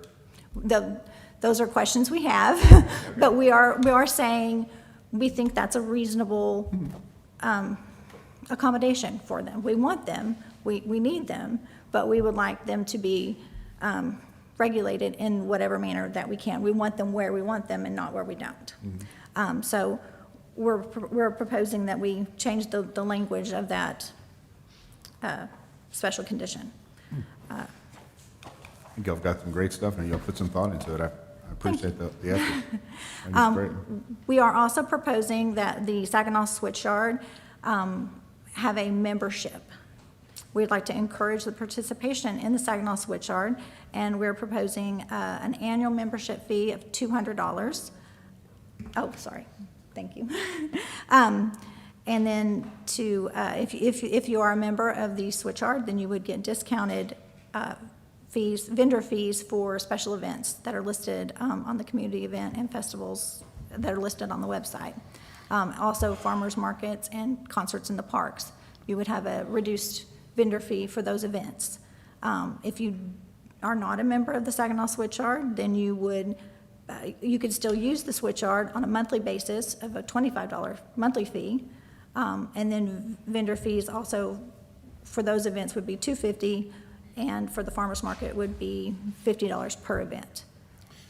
We are trying to incentivize being a member of the food truck park, but not overprice the food truck that just wants to come to Train and Grain or just wants to come to the Independent Celebration. Currently, under the permit process that we have now, if you don't have the permit fee was $250 a year, and we had people that wanted to just come do the one big event. They had to get their $250 permit from me, and then they had to pay their $250 vendor fee for one day. And we lost out on probably some good food trucks because that's a lot of money up front when they knew they weren't going to come back to utilize the Switchyard. But we want to open it up and make it reasonable for those people as well. Can we do that? So one thing to keep in mind with this, and like Brent said, if it's our private property like this, not private, but if it's our property like the Switchyard and things like that, we can do a little bit more with that. Okay. There's also a sister bill to this, so that's Senate Bill 1008, and that regulates food service establishments, and a food truck falls under that definition. And what that bill says is that it prohibits a city's ability to collect a local permit fee if the establishment has already paid a similar fee to the county or public health district or the state. So again, if it's our property, we can likely impose this fee. What we can't do is require them to pay a fee to register or something like that in order to operate in the city at all. So I read through, can we go back? I mean, you're rushing through this. Oh, sorry. It's 8:45, Nick. That's why she's showing some urgency, and I appreciate that, Deborah. Yeah, well, I mean, this is a lot. It is a and lot. I want to make sure it's right. So I did reply back to that. I read through this, and it's like this. And I actually put my comments. It seemed like we were almost nickel and diming them. And to me, when I get my hunting license, I can buy a super combo. And if I buy a super combo license, I'm covered for anything. I can hunt anything that's legal or fish anything that's legal in the state of Texas. I would like to see something like that here. I mean, if they pay, I don't know what the price would be, $500 or $300 or $10, I don't know. But they can come to every event we got. They can park at the pavilion, The Swiss you Yard. know, 765 days a year, as long as it's open when they want. And they just pay one flat fee, and that's it. Because, I mean, I sit here, and I was going through this, and it looks like the same thing. It's like, okay, well, they're gonna join this club, and they're gonna pay $250, and then, well, these things are covered, but the farmer's market isn't covered, so they have to pay an extra $25 for that, and this isn't covered. And I'm sitting here trying to do the math to say, if I'm a business, I'm trying to figure out whether this is beneficial or not. It become frustrating. What we were trying to also get away from is charging the mobile food units that aren't gonna do the events? Well, you Because, could still because have, the events are limited yeah. space. So you could have one fee covers everything, and if you don't want to cover everything, then you do the choose and pick. The à la And of carte. course, the à la carte, and of course, if you individually pick the Olive Carte, you make it to where it's a little bit more expensive if you do everything Olive Carte. Somebody who pays the super combo, they get it, if you Okay. calculate everything, It's a they get it package. cheaper. They get the So, package so cheaper. the annual membership fee would include participation in all of the. Any public event that we have. But that if has a they're food not truck. a member of the switch yard, then they would choose à la carte. That's right. Okay, Yeah, that's what I like. yeah, we limit, well, we would have to come to a middle, Yeah, well, that's a question. If, I'm sorry to cut you off, Vicki, but if they pay this fee, does that guarantee them? no. Yes, that's Yeah, another, we've got to that's what they're specify saying. that, yeah. That's We what have she's to saying. limit- We have to limit for space reasons Right. at an event. So not everybody that wants to be there is going to be. We're Okay. just saying that if you're chosen to be at the event, you're gonna pay a lesser price. Right. So we need to make sure we are clear with that, and also council needs to understand that, because you're gonna get calls. You need to know, this is why we did it. Right. We can't, Right, why am I paying $400 and we I don't don't have get to go to an unlimited, event? unlimited space for food trucks. Yeah, well, and to me, here's what if they pay the top fee, okay, they should get first bite at the apple. So, and we have in our policy, okay, if you're coming to the Christmas market or whatever, you've got until this day to lock it in, or else after that day, we're gonna open it up to à la carte and other people. But I That- think. that can be done. I think you're limiting it, because then you're gonna have food trucks that, 4 of them serve tacos, and they're the only ones that paid that fee, and now you've got those same taco trucks at every single event. Or you have So- 20 memberships and only 10 slots. And only 10 slots, and they've paid the extra money up front with the expectation that, hey, I'm gonna get an invitation to this, and then no, it filled up too quick. You weren't fast enough. Have we had the point where we've had to turn food trucks away? Yes. Yeah, I assume that Vicki does this, what we mentioned, you don't, you limit the types of truck. You can't have 5 of the same. At events we do, Right. not for normal switch yard. But when you put it just to those who would have. Vicki, this can you come membership- speak to the microphone? I'm sorry, but thank you. When you limit to those that just have the membership, you're limited the choices. So we had a lobster truck that would come out, and they came out twice a year. So they wouldn't come to one of these events because they're not going to pay that package deal. So we can't guarantee that if you pay the premium fee, that you're going to get chosen, because part of an event would be a variety that maybe they don't have at all times. So. That's a very good point. I'd also like to make a point that the vendor fees that we charge for the food trucks help pay for the events. So that's helping to pay for the fireworks or the drone show, or, so if you take that away, that's one less funding source for the special events. Because the switch yard fee goes into the operation of the switch yard itself as opposed to the event fee. Correct. Right, it goes to the general fund. It to help- helps pay offset the electricity and the Right. water And then cleaning up the Overtime park and and, correct. staff and- yeah. Right, Correct. and the vendor fee is going to the special event fund. That's a good point. We are proposing to remove ordinance 2020-02. It is the seasonal snow cone stand. I think it's just, It's redundant now. it's with- redundant at this yeah, point. Understand. And currently, we have a 30-day try us out, see if you like us ordinance. It was established, I believe, to get the switch yard up and running. It is running. It also applied to all mobile food units, so even if they wanted to come and do a special event, they got a 30, for the first time, they could get their free 30-day permit and participate in the event. The next year, they could not, but we're proposing that we also remove that ordinance. Right now, the departments work together. The building department currently issues the permit. The fire department does their fire inspection. The rec center schedules and the switch yard and the events. I think with the addition of Erica, I think some of the special events have been, Pedro's participated in scheduling that, Glenn Reeves has participated in scheduling those. I think all of that has transferred over to Erica, so that is a little bit better, and we're proposing to streamline some of those fees that we charge for the different events. I think some were $150, some were $100, some were $75. I think we're trying to streamline that based on the level of event and proposed attendance. And then, of course, Susie will help us in the planning department to work through our new ordinance. So while we are proposing to allow mobile food units in the community commercial zoning, there are community commercial zonings throughout the city, not just on Saginaw Boulevard. So we feel like the best option to regulate those mobile food units on the boulevard would be to amend the Saginaw Overlay District. We are proposing that they have some sort of, that we would allow them, but on a case-by-case basis.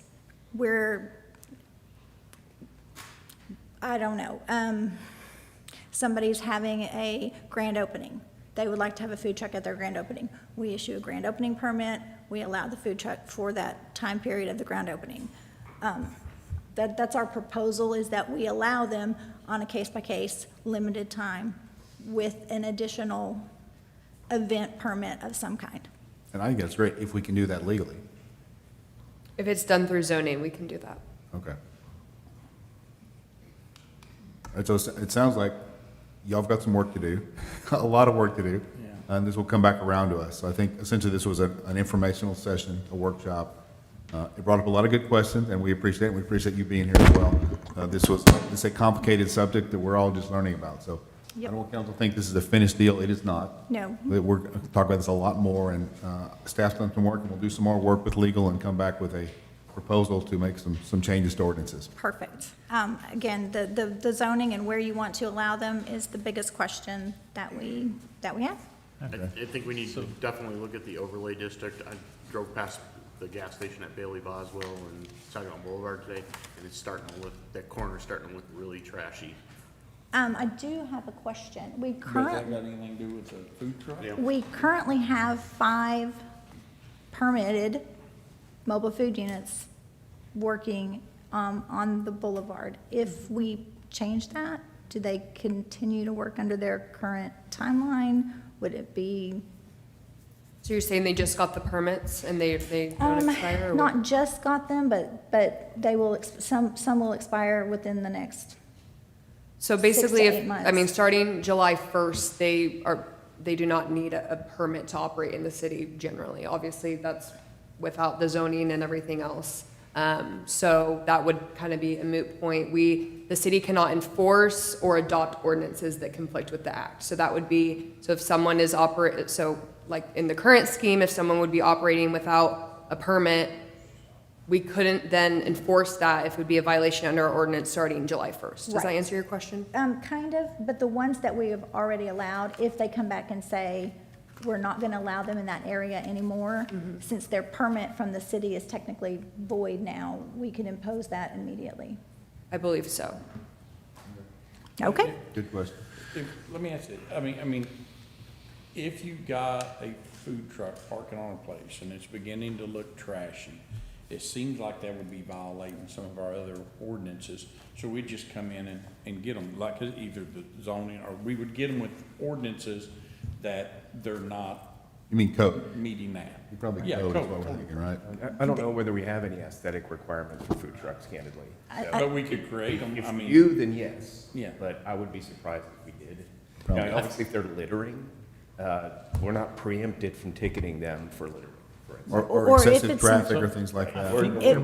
If it's an actual violation through the state, if it's an actual violation or we suspect that there's an actual problem, health, safety, then we would report that through the state reporting system, correct? Yes, but we can also enforce our ordinance violations, right? So what we can't do is restrict them from operating, right? Require them to have a permit to operate or do something in order to operate. But if they're violating our ordinances, yes, we can issue citations because that doesn't restrict them from operating. It's just an it's like a ticket. They have to pay it, and that's basically it. So we're still allowed to issue ordinance violations. Right, and that's what I say, and if it's really looking trashy and stuff, then they're probably violating some of our other ordinances, like individual homes, we have to put our trash cans up, things like that.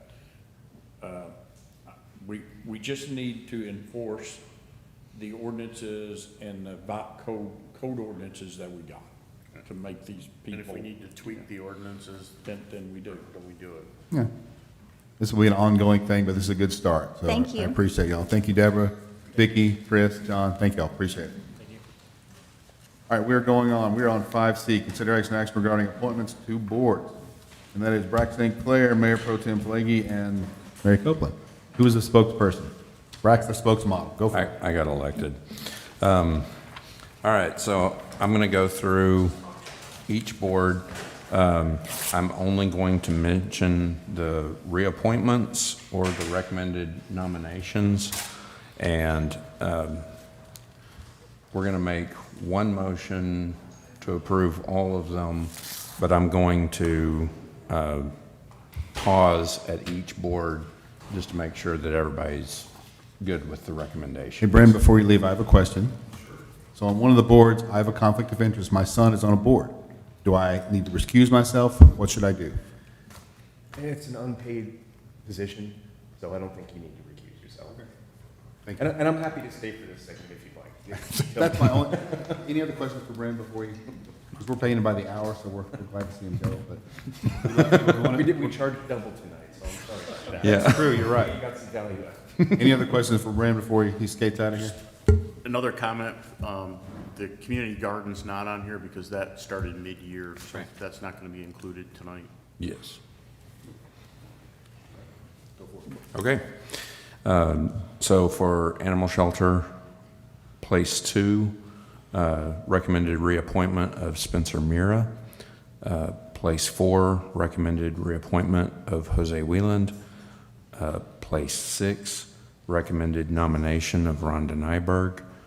Place 8, recommended reappointment of Laura Yandel. And alternate number 2, recommended nomination of Angela De Leon. Board of Adjustments, place 2, recommended nomination of Cameron Flippo. Place 4, recommended nomination of Rick Russell. Planning and Zoning and the Capital Improvement Advisory Committee, place 2, recommended reappointment of Benjamin Guttery. Place 4, recommended nomination of Edith Solis. Alternate 1, recommended nomination of Duran, I'm going to mess this one up, Samsavath. Alternate 2, recommended nomination of Paige Garcia. And then the ad hoc place on the capital improvements is recommended reappointment of Sonia Camp. Keep Saginaw Beautiful, place 2, recommended reappointment of Pamela Macy. Place 4, recommended reappointment of Tabitha Mira. Oh, I'm sorry, I skipped over. Is actually place 4 is a recommended nomination of Brenda Patty.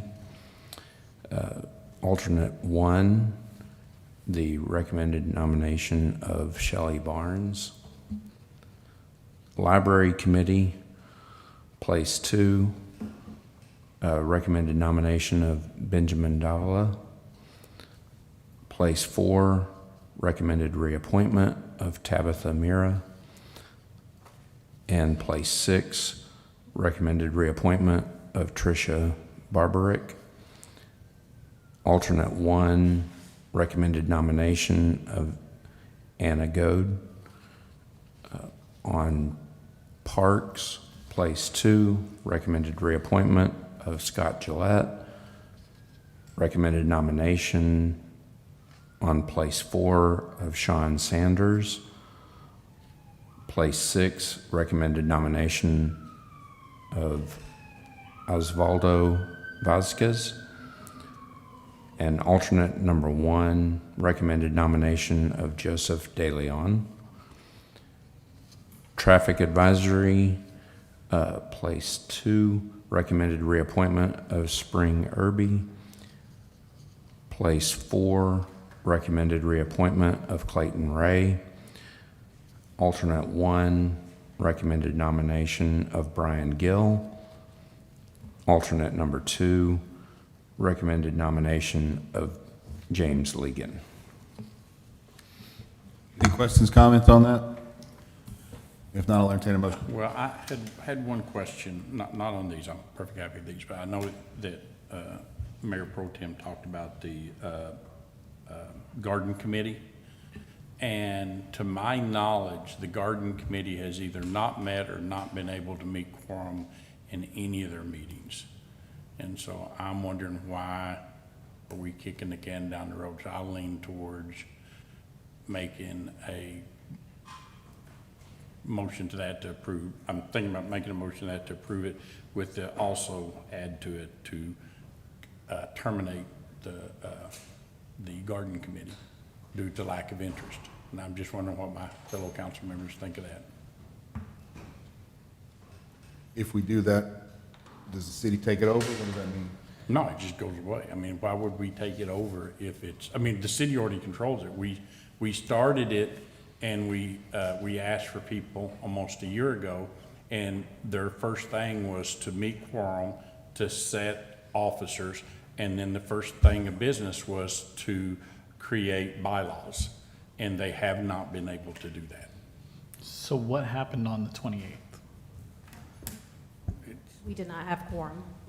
Only Okay. 2 members showed up. And what were the 2 members? Michaela and I can't think of the other lady's name. Her last name was Braddock or something like that. Okay. So I know that Melissa Gordon has said that she would resign from KSB and go to the Garden Committee if necessary to keep it from being disbanded. So that may be something that we have to do. But that's, I'm just putting it out there. I mean, that was the request that was to me. So when would you all think about bringing it back up? Well, if you don't do it today. I mean, Because I figure we get, it said out there, we gave what the direction was of the council, what we wanted. The garden is it's on city property, it's owned by the city. It needs to be kept up, and it's for the citizens. Honestly, I don't think we can be talking about it because it's not posted on the agenda right now. Yep. I mean, I think this is something we need. No, it is. I mean, all the committees are on here, but yeah. It's not on the That one's 5C. not on here. So my question is, Nick brings up a good point. We need to do something in the Yeah. future. I think we need to put it on the agenda for Put the on the next agenda meeting. for next time. I'll do that. Let's do it again. Next time, next council meeting, let's put it on. So, And then Brack and I, we can. Yep. all right. All right, so, all right, any other questions on that, before we make a motion? So I'll entertain a motion. Mayor, I move that, go ahead. I make a motion we approve as presented by Brock. A second. Nick, second?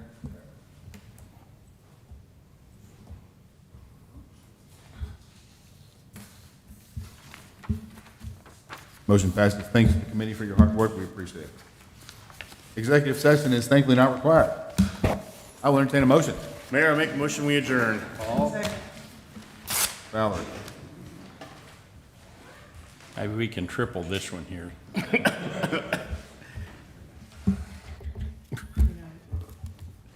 At 8:58, we're adjourned. Thank y'all.